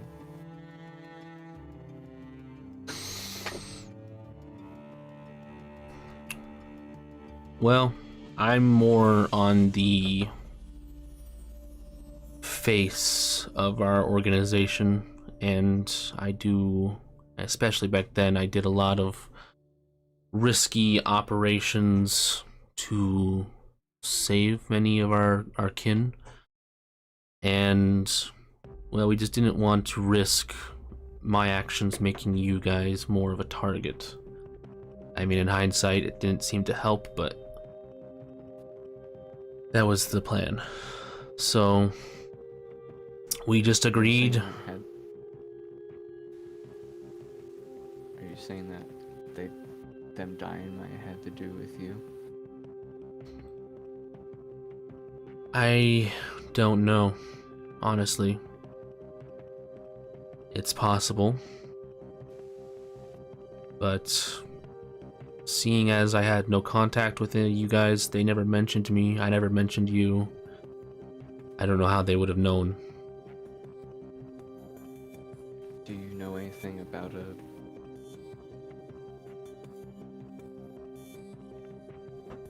Deegan? I'm sorry, I think your voice cut out there for a second. What was that? I asked Deegan, do you know anything about a drow man? And I kind of described what the dragon code my parents looks like.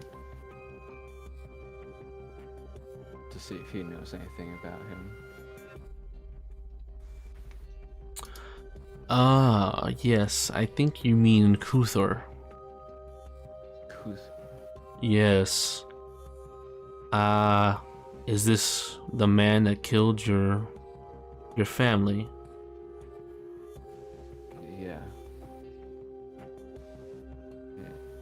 Well, more or less, he's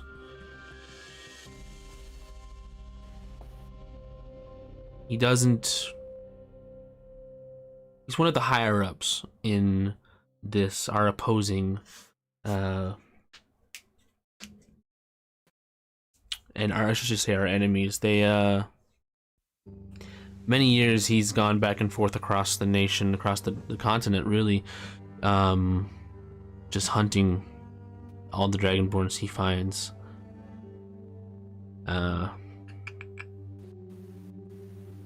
But he's definitely run some secret operations, some more technical and difficult missions. But yeah, he's nothing to mess with. Definitely don't play with him, or don't underestimate him.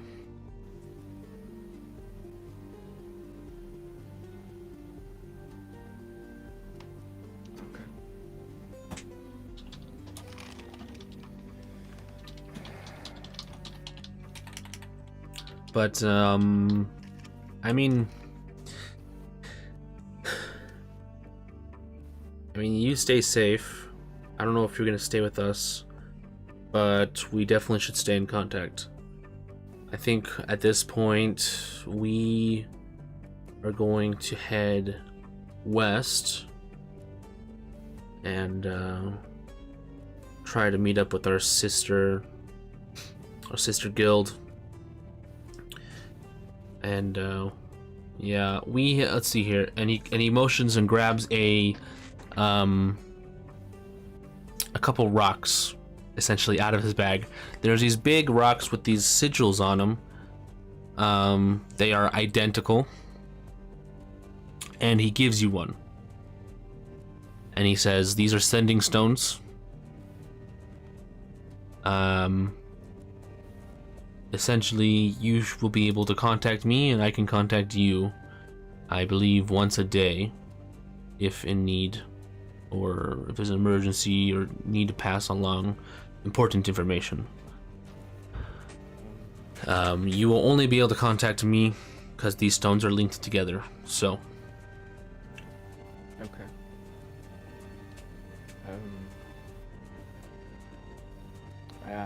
I'm not sure if we're gonna stay with your group or not. We're trying to find somebody, but we've kind of lost the trail for the time being. I see.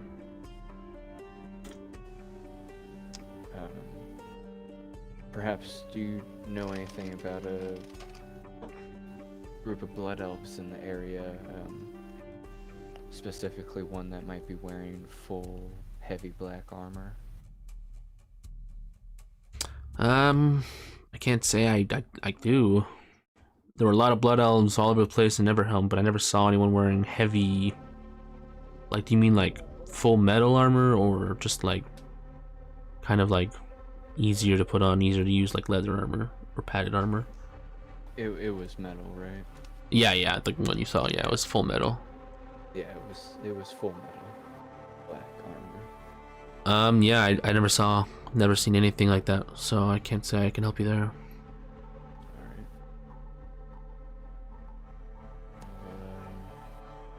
Alright. Also, and he pulls out like a little, I wouldn't say a coin, but basically imagine like a tongue depressor, like you would see in like nurses' offices, but it's metal, and he gives it to you. It's like, this is true silver. It will burn on contact. It'll burn the flesh of a demon on contact.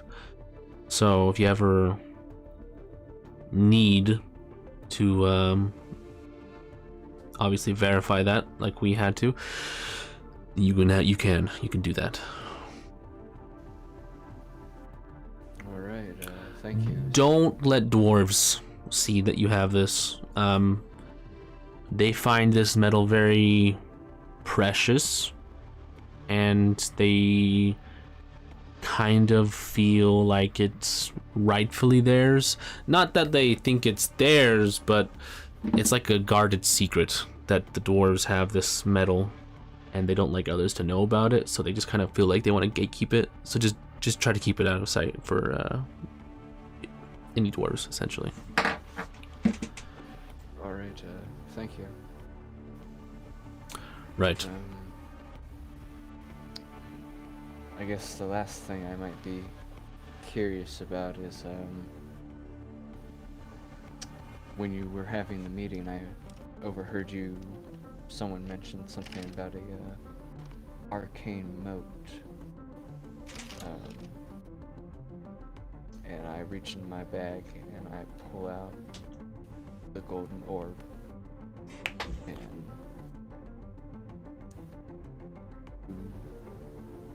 perhaps know anything about this then?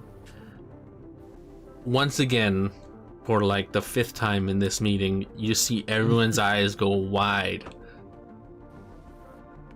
and they just stare in awe. And there's like, not only do you reveal yourself to us, Draco, but you also bring an arcane moat. Is there anything else you'd like to share tonight? Because this is outstanding. I mean, no, not Okay. really. Well, I mean, the arcane moat is extremely mysterious, and there are only like 5 of them in the world. But at least that we know of, 5 of them have ever been found. And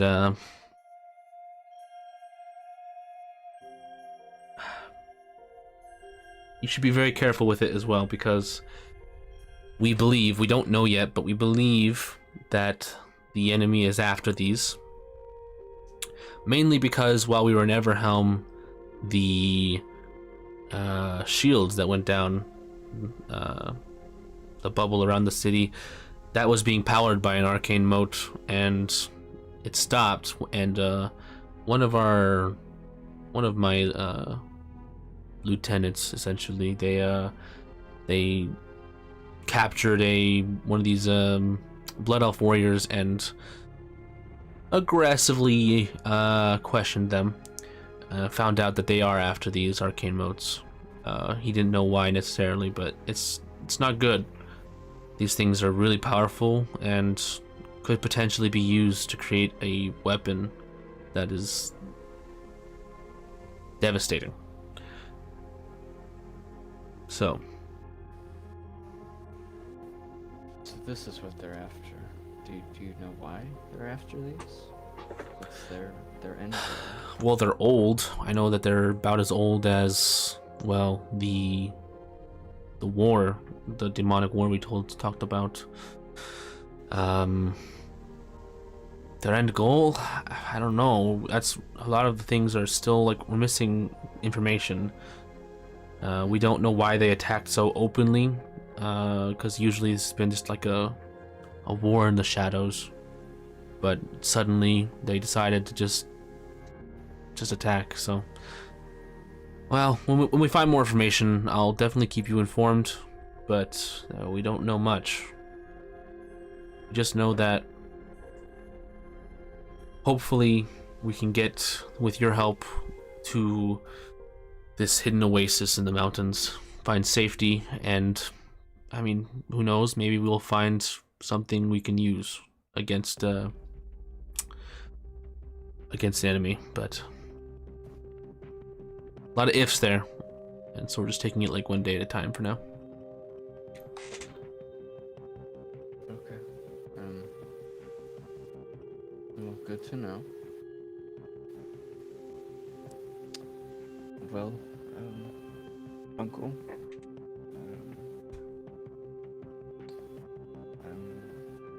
I'm gonna go try to get some rest after all of this. Alright. You be careful. I mean, don't even mention your last name amongst the group here. We don't know everybody to be not a spy, so. Alright, well. Sleep well. Me too. I'll start heading back to the camp. Okay. Kind of walking slow, rubbing the mark on my chest. Okay. You guys were talking probably for about at least an hour, maybe a little more. Like, you've been out here for a while.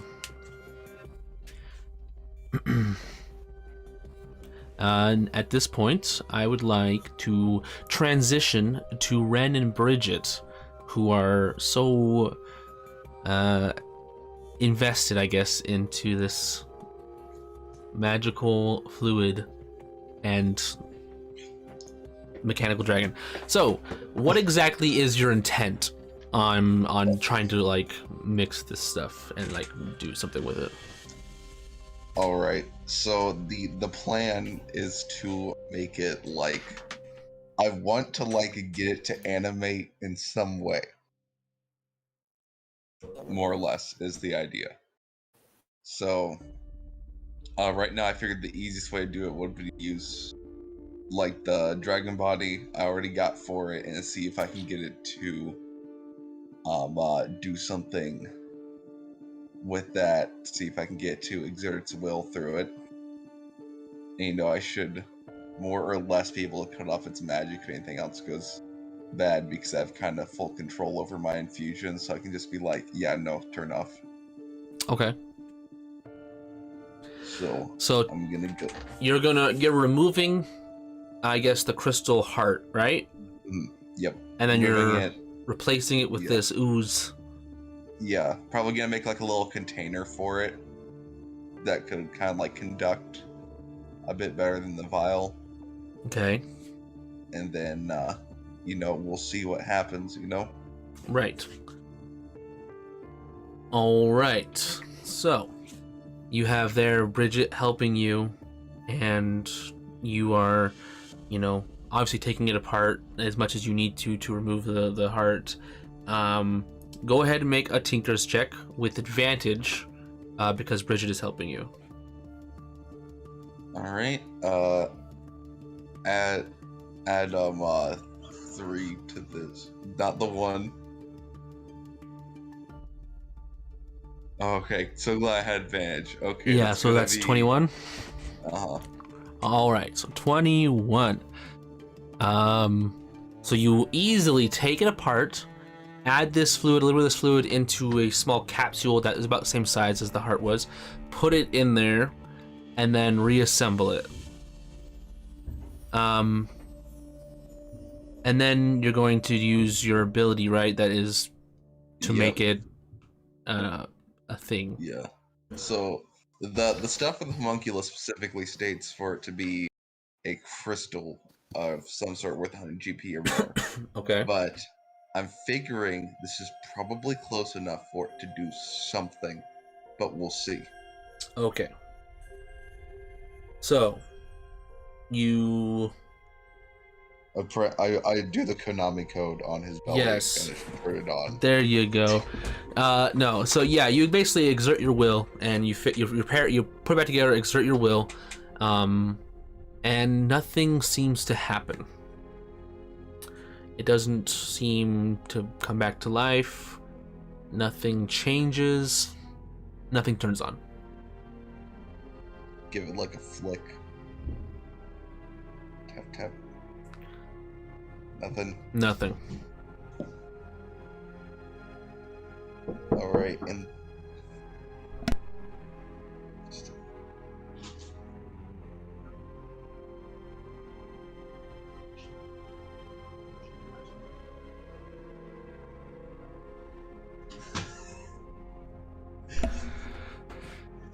Sorry, my brother was interrupting me. That's okay. Oh. alright. Anyway, okay, so nothing's happening. Yeah, nothing has happened. It seems like it lacks a power source, essentially, would be your best guess.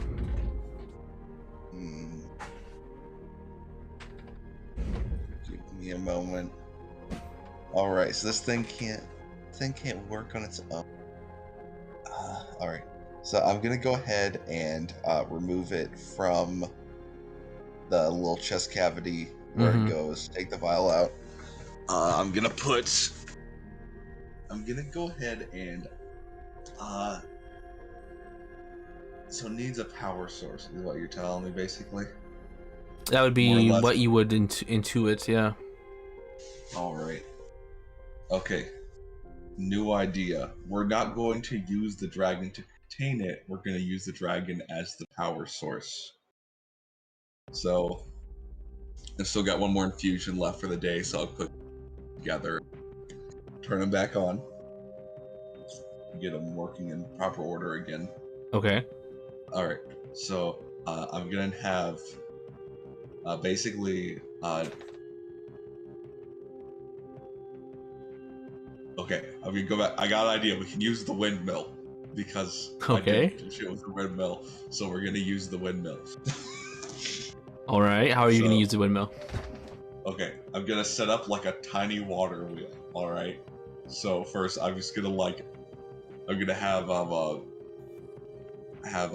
Bridget helping me get like a bucket of water and like this really like elaborate sort of Goldberg machine for converting the energy from the windmill is making on the side into like the not into just like what's needed for the grinder in there, but also for like powering stuff up because I have a feeling that I might need more than what Dragon will provide.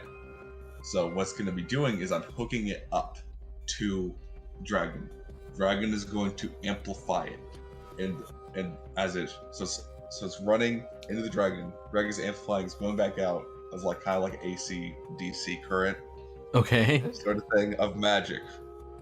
All right, and then I'm gonna have like a box that is gonna conduct the power into like they're like wires into the goo, and like At the same time, I'm gonna cast. Give me 1 second. I should have a spell that should do something. It'll do something. We'll see what the. I mean, Bridget might have a spell that does something. You got something we can add to this? What do you need to do? We're trying to power it up. Let's see.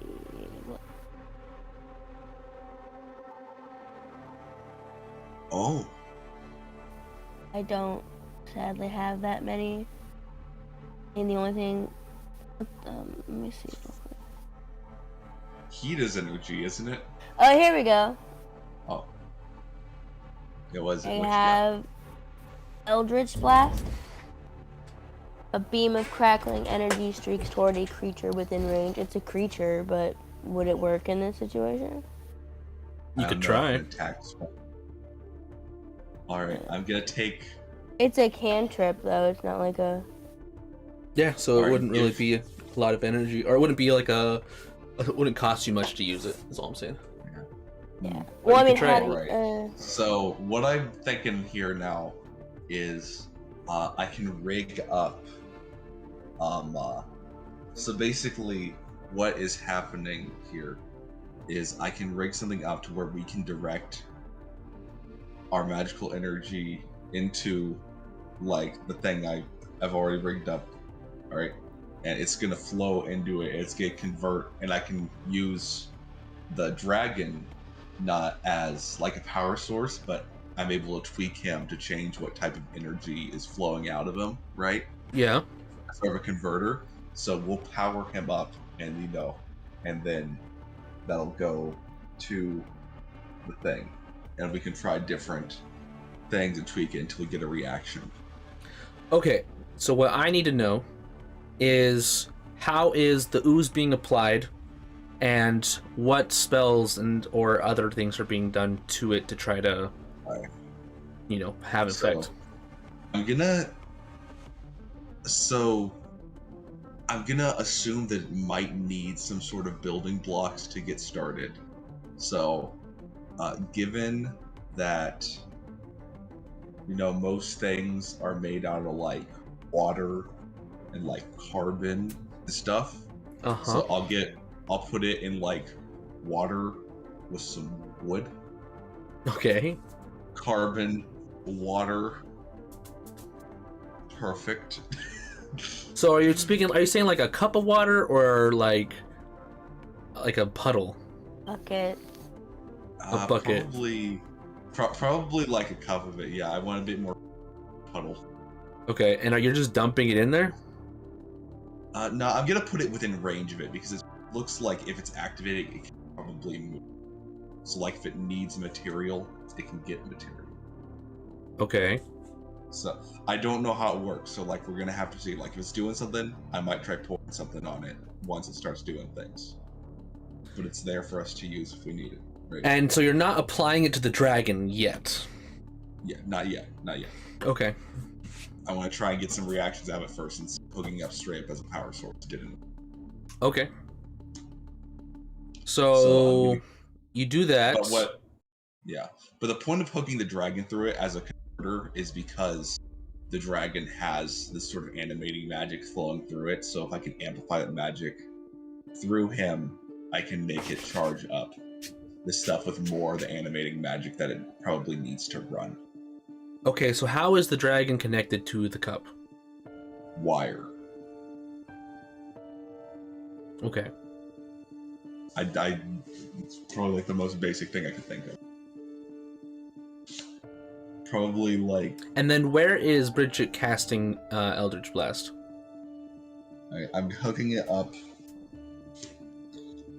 Give me a second here. Let me look at my equipment and see if we can. I will look for something that we can use that's gonna be.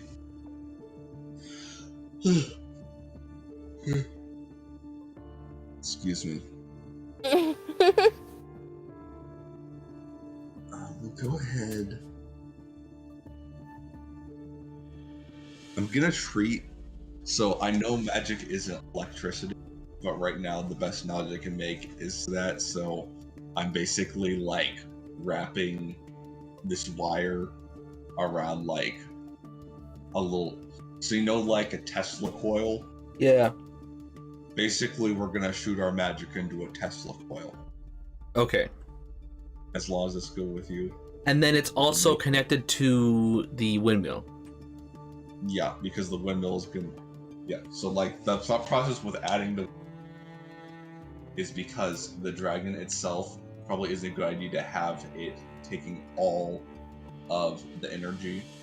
So what the windmill's gonna do is it's gonna help like regulate how much is going once. Okay. But like taking it into the flow. Like the windmill itself probably couldn't actually take the magic into it, but it's more of just a way to like basically make it take longer to go through things. More or less. All right. I mean, you're making like all how the you- assumptions, but yeah, sure. I'm trying to like use my very limited knowledge of how circuits work to make it apply to magic. Okay, so you do all this. Just tell me as simply as you can how the steps go. All right. Cast magic into Tesla coil. Tesla coil takes sends it through its initial wires, and connecting it with the power of the windmill kind of dilutes it a little bit, but also kind of dilutes it a little bit and gives it more time to slow the flow a bit. It goes into the dragon. Dragon converts all of that energy into the animating magic that then goes into the vial of goo. Okay. Go ahead. Okay, we'll say the process starts and you guys may cast the magic you're going to cast. All right. So, whatever magic spells you guys want to cast. All right. I'm gonna go ahead and I'm going to, given that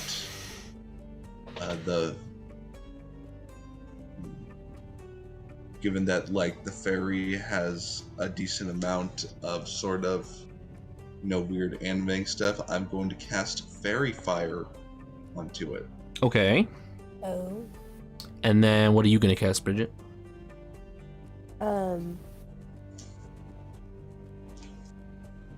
What am I trying to do? Am I trying to... Essentially, I cast a spell. I don't know if you did or not, but it wasn't cast Well, yet, there's technically. not like a... It's a cantrip, and there's not... I don't see like the little thing that you'd press to have it show up. You see the part where it says hit/DC, and there's a 6? You click the 6, I think, or whatever it is right there. There we go. Okay. I was like, it doesn't say like the other one. But it's actually technically, you don't have to roll it because it's not like you're trying to hit an enemy. It's just like right there in front of you. So whatever, if you're doing Eldritch Blast, that's all I need to know. Yeah. So, okay. So, you cast Fairy Fire. You guys both cast your spells, Fairy Fire and Eldritch Blast. You see it hit the coils. You don't really know how much of it was, I guess, absorbed, quote unquote, but that plus the dragon into with wires and all sorts of stuff into this water and sticks plus weird goop.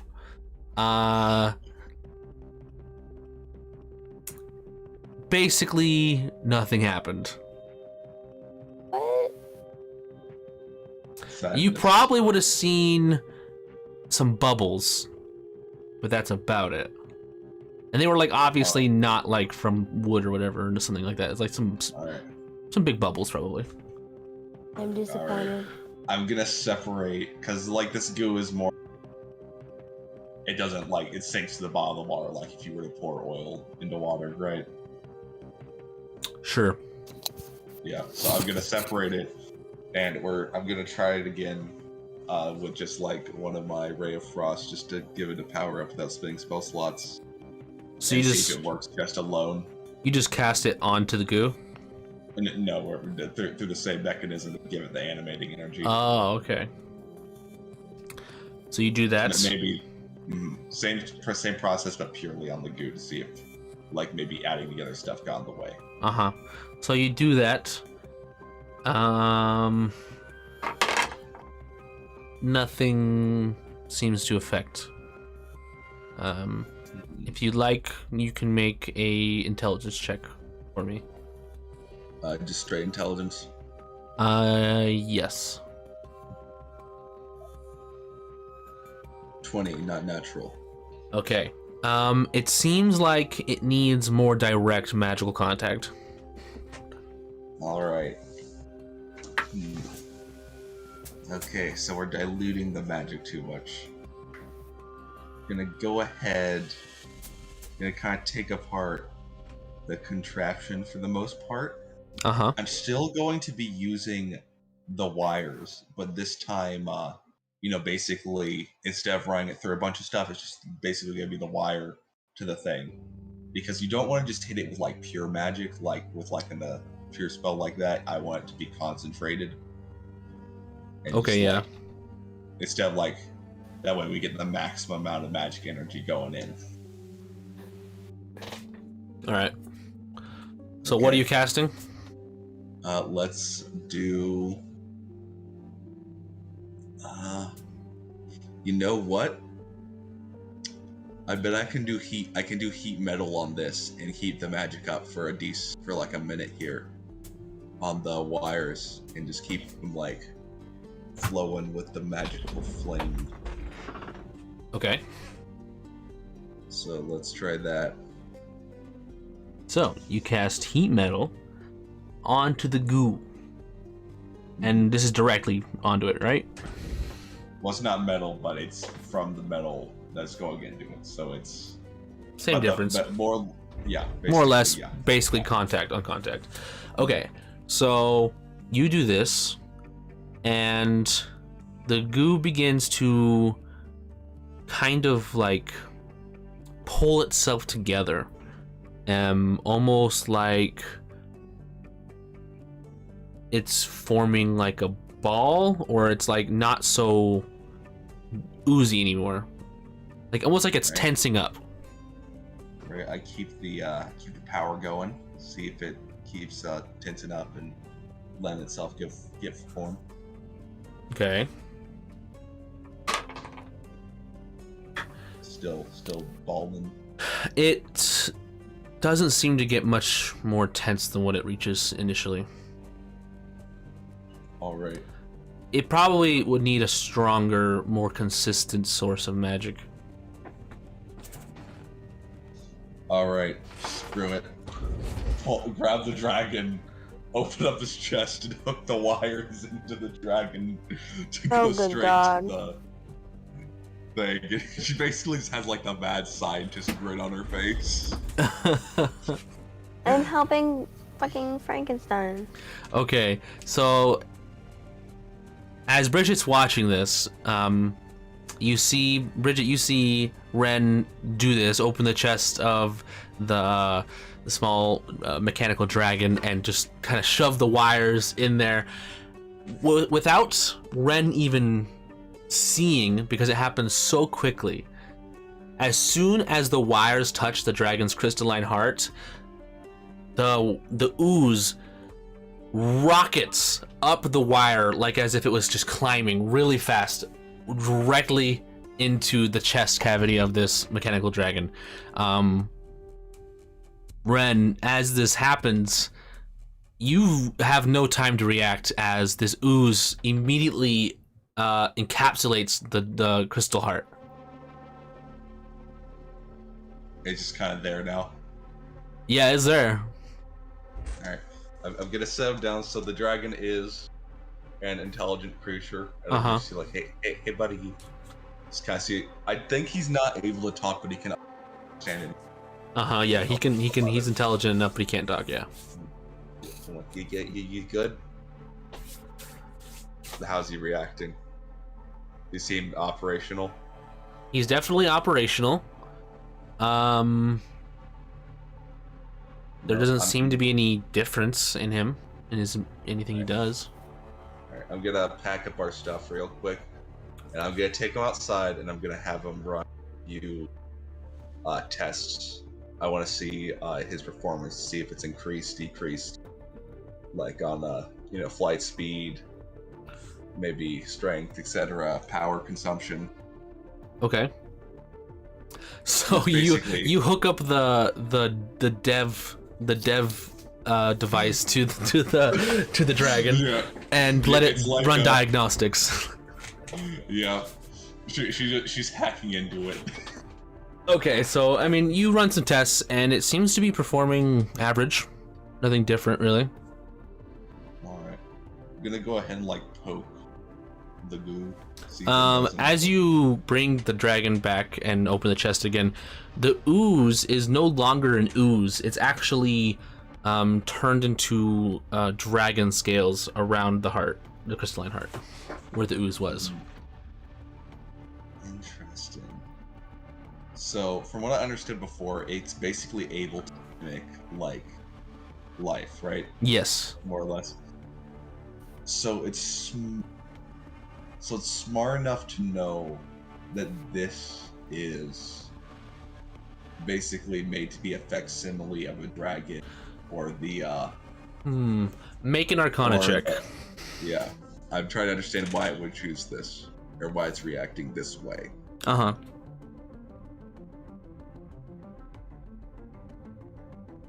25. Holy cow, 25.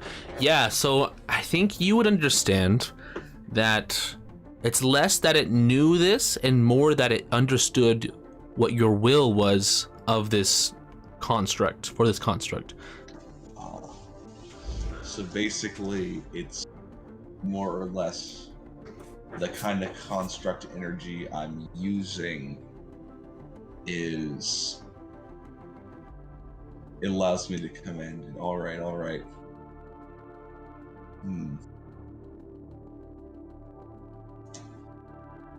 Rin takes a moment as she can know writing stuff. That. She's probably been doing this throughout because she's not just randomly doing shit. She's Did you examining things. Did you say you're taking notes? You kind of cut out there for a second. Okay. Yeah, she's taking. She's probably been taking notes for this whole thing because she doesn't kind of writing out everything, the observations and stuff. Okay. So Makes now sense. At this point, she kind of rubs her hands together. She's like, "All right, Bridget, I think we're onto something." Oh yeah. So it seems that it can be more directly handled because you see how it's. She kind of flicks the dragon scales, more or less like when I made G-Man.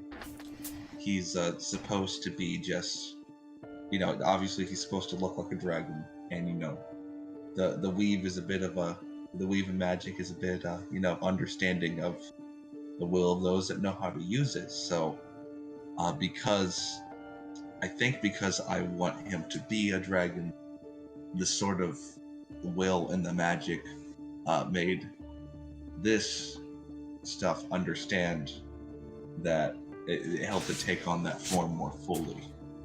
Right. So right now I'm kind of out of resources for the day being right now.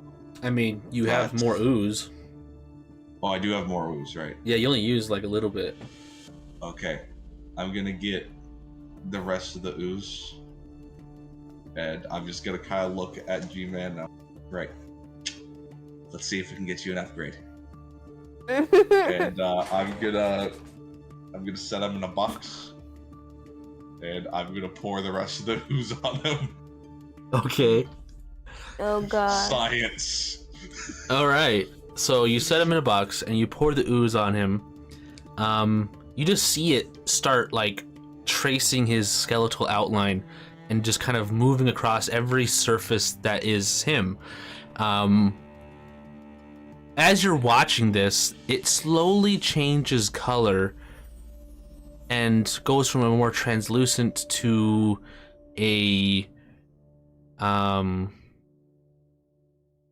well, I mean, what color would you have imagined G-Man to be if you were a dragon? Oh, definitely a copper dragon. All right. Well, then the scales would eventually form a coppery sheen to them, as you now have what looks like a miniature copper dragon. But it's not like a adolescent or baby copper dragon. It's almost like it's a full adult copper dragon that is the size of a small dog. Whoa. Kind of like if you remember in Harry Potter when he was gonna go fight those dragons, they had like a tiny version of it in the bag. It's just like that. Yeah. I love those. They're so cute. You can see Red, like, she's like visible, like doing a little happy dance. It's like, yes. I have one. She kind of reaches down, she picks him off. It's like, who's a good boy? she is just beyond excited that this actually worked. Do you make another one? I mean, we'll see. I can probably get it off him. It'll probably get off if I turn the power off. But right now, let's keep him on, and for now, get some more experiments done with him like this. Question: is he capable of speech? No. I mean, he's not talked to you, so no. That's a fair point. Probably wouldn't. Still got to work on the voice box application, I guess. But basically, like, nobody. If I were to look at this thing, like, I would not be able to, like. Oh no, yeah, like.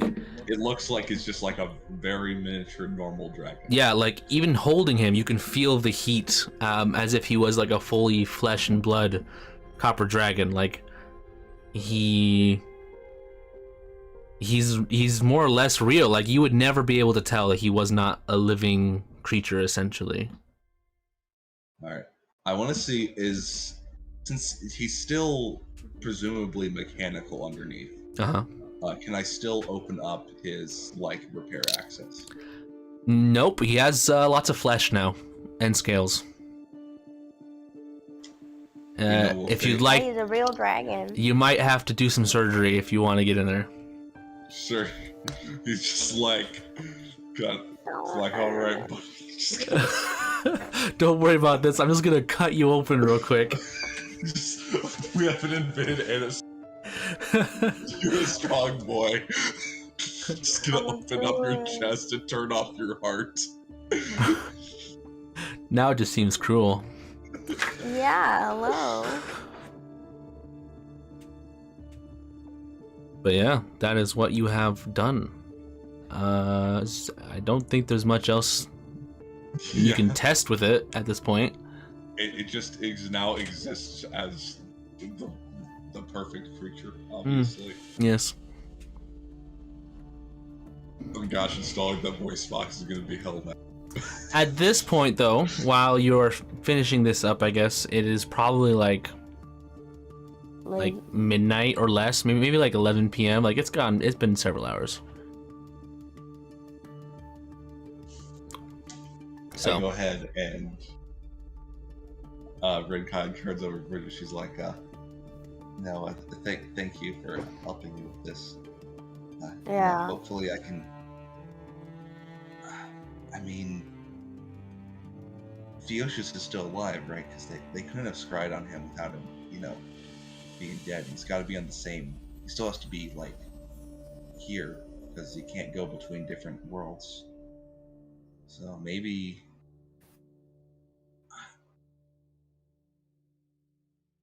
I mean that. I hope that maybe if this was something that took Hiatus, maybe we can use this to kind of pulls how it pulled together, And maybe can find the rest of it later.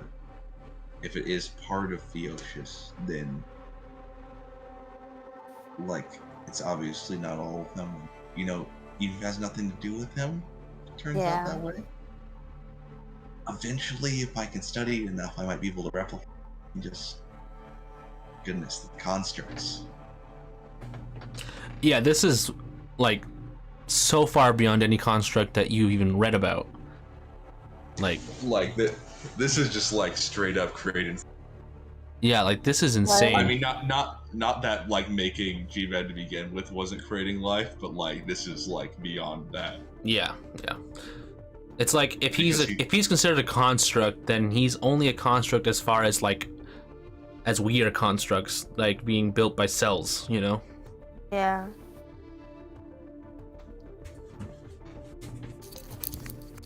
Yeah. So, I don't know. Do you guys go to bed? What do you guys do? Yes. We should probably go find the others. G-Man will probably decide to try and sit on a Bridget's shoulder. Yay. But yeah, we'll go and try and find the others, see where they are, if they're not back at the cart. But yeah, we're probably gonna try and get some sleep here at some point. Okay.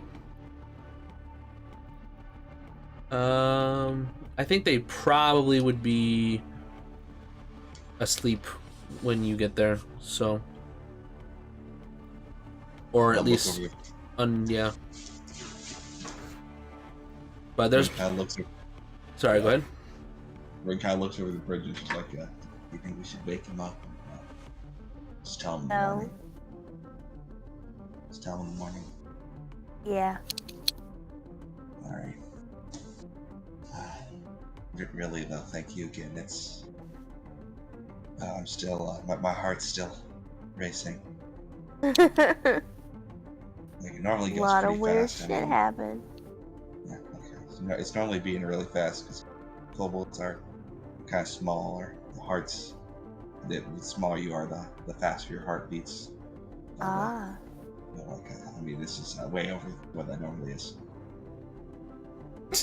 Like taking a few deep breaths to try and like. Such a random fact. Such a random fact to bring up, but okay.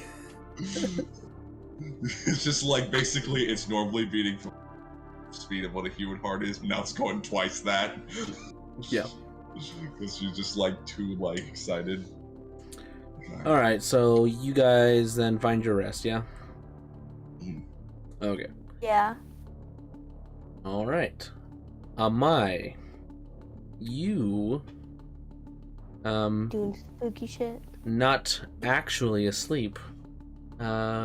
See Bridget and Ren head to bed.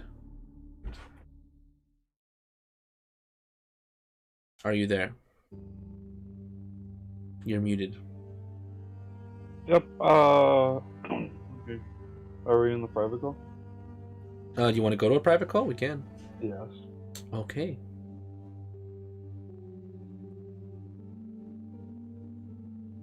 Did you want Draco or did you want...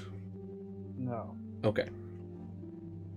So, as Amai falls asleep tonight, Amai wants to think of Draco involved. Fuck. Vandalor says. Wants to think of Vandalor. I want to picture his face and I'll ask him. She will ask, how long were you stuck down there? Down in the dungeon where we found him. How long was what? How long was he stuck down there in the dungeon where we found him? So you ask him this, essentially? Yeah. You hear a voice in your mind saying, "Oh, probably... Well, now that I'm out now, I can tell I've been gone for at least 4 millennia, 4,000 years." And when he says this, you kind of get a feeling of disdain, a little bit of rage. Why did they put you down there? I mean, I think you know, am I? There's a war that is about to reignite.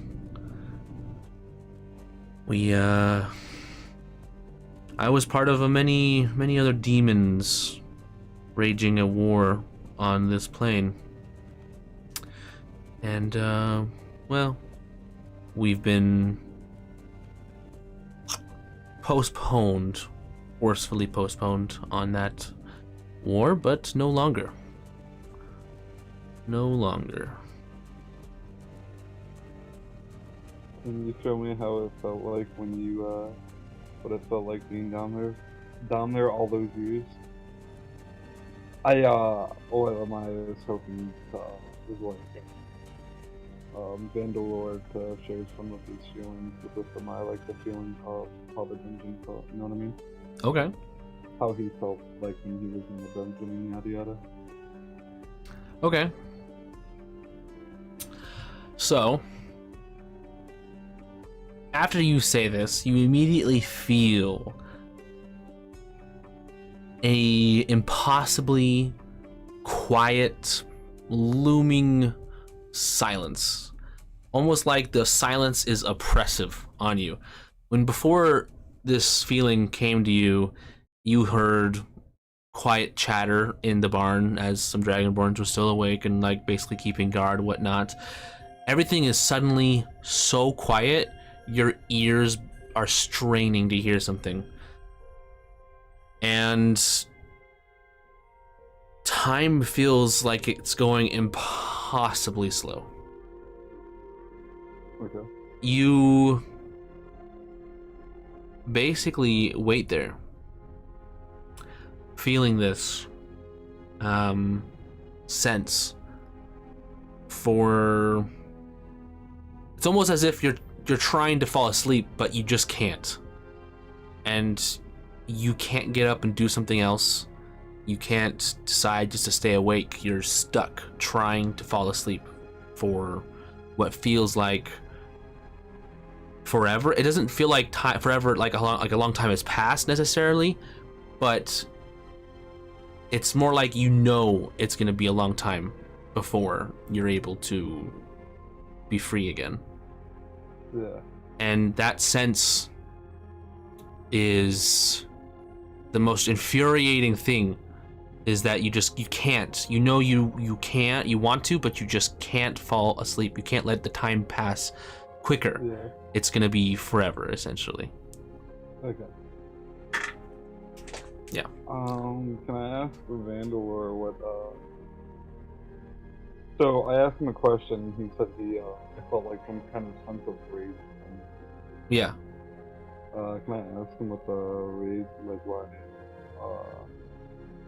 what is that tone in his voice? What is the problem? So you want to know why, essentially? Yeah, like why is he like so frustrated? Or not why he's upset, but like I don't know how. Yeah, I guess so. It is frustrating. Okay, so you want to know, like, what specifically is causing him to feel rage? Yeah. So he responds saying, well, wouldn't you be upset being trapped for 4,000 years in a dark hole? I mean, I would if I could live forever like you. Honestly, death could have been an easier way out. Couldn't kill myself, though. That's horrible. I'm so sorry they did that to you.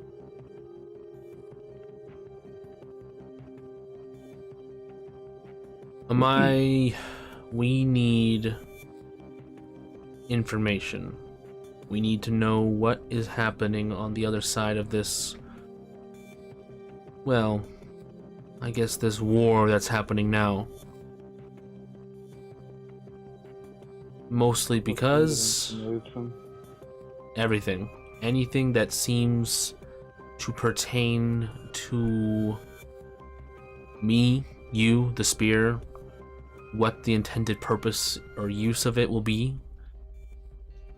And more importantly, if there's any other acting members of the demonic court that I am hail from. So, like, what other demons are active right now? Yes, mostly.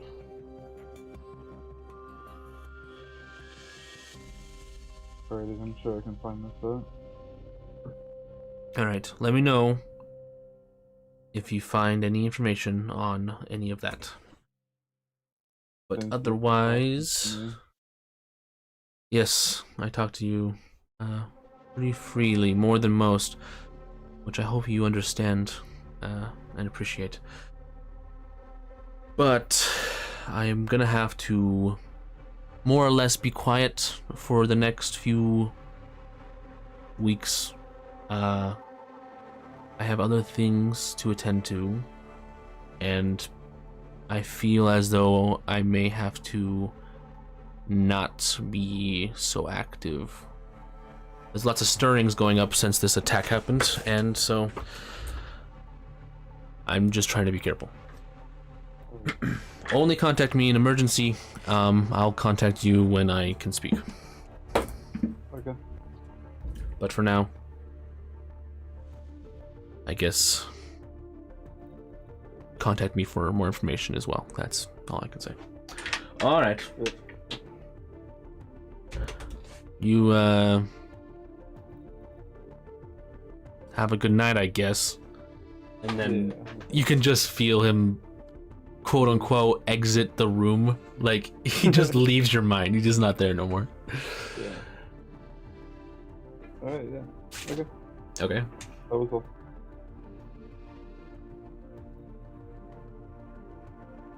I'm back. Are you back? I am the back. At this point, we're gonna take a break because we've been playing for 2.5 hours. About 2.5 hours. So, Are we gonna keep playing, or I know you said you wanted to call it early sesh today?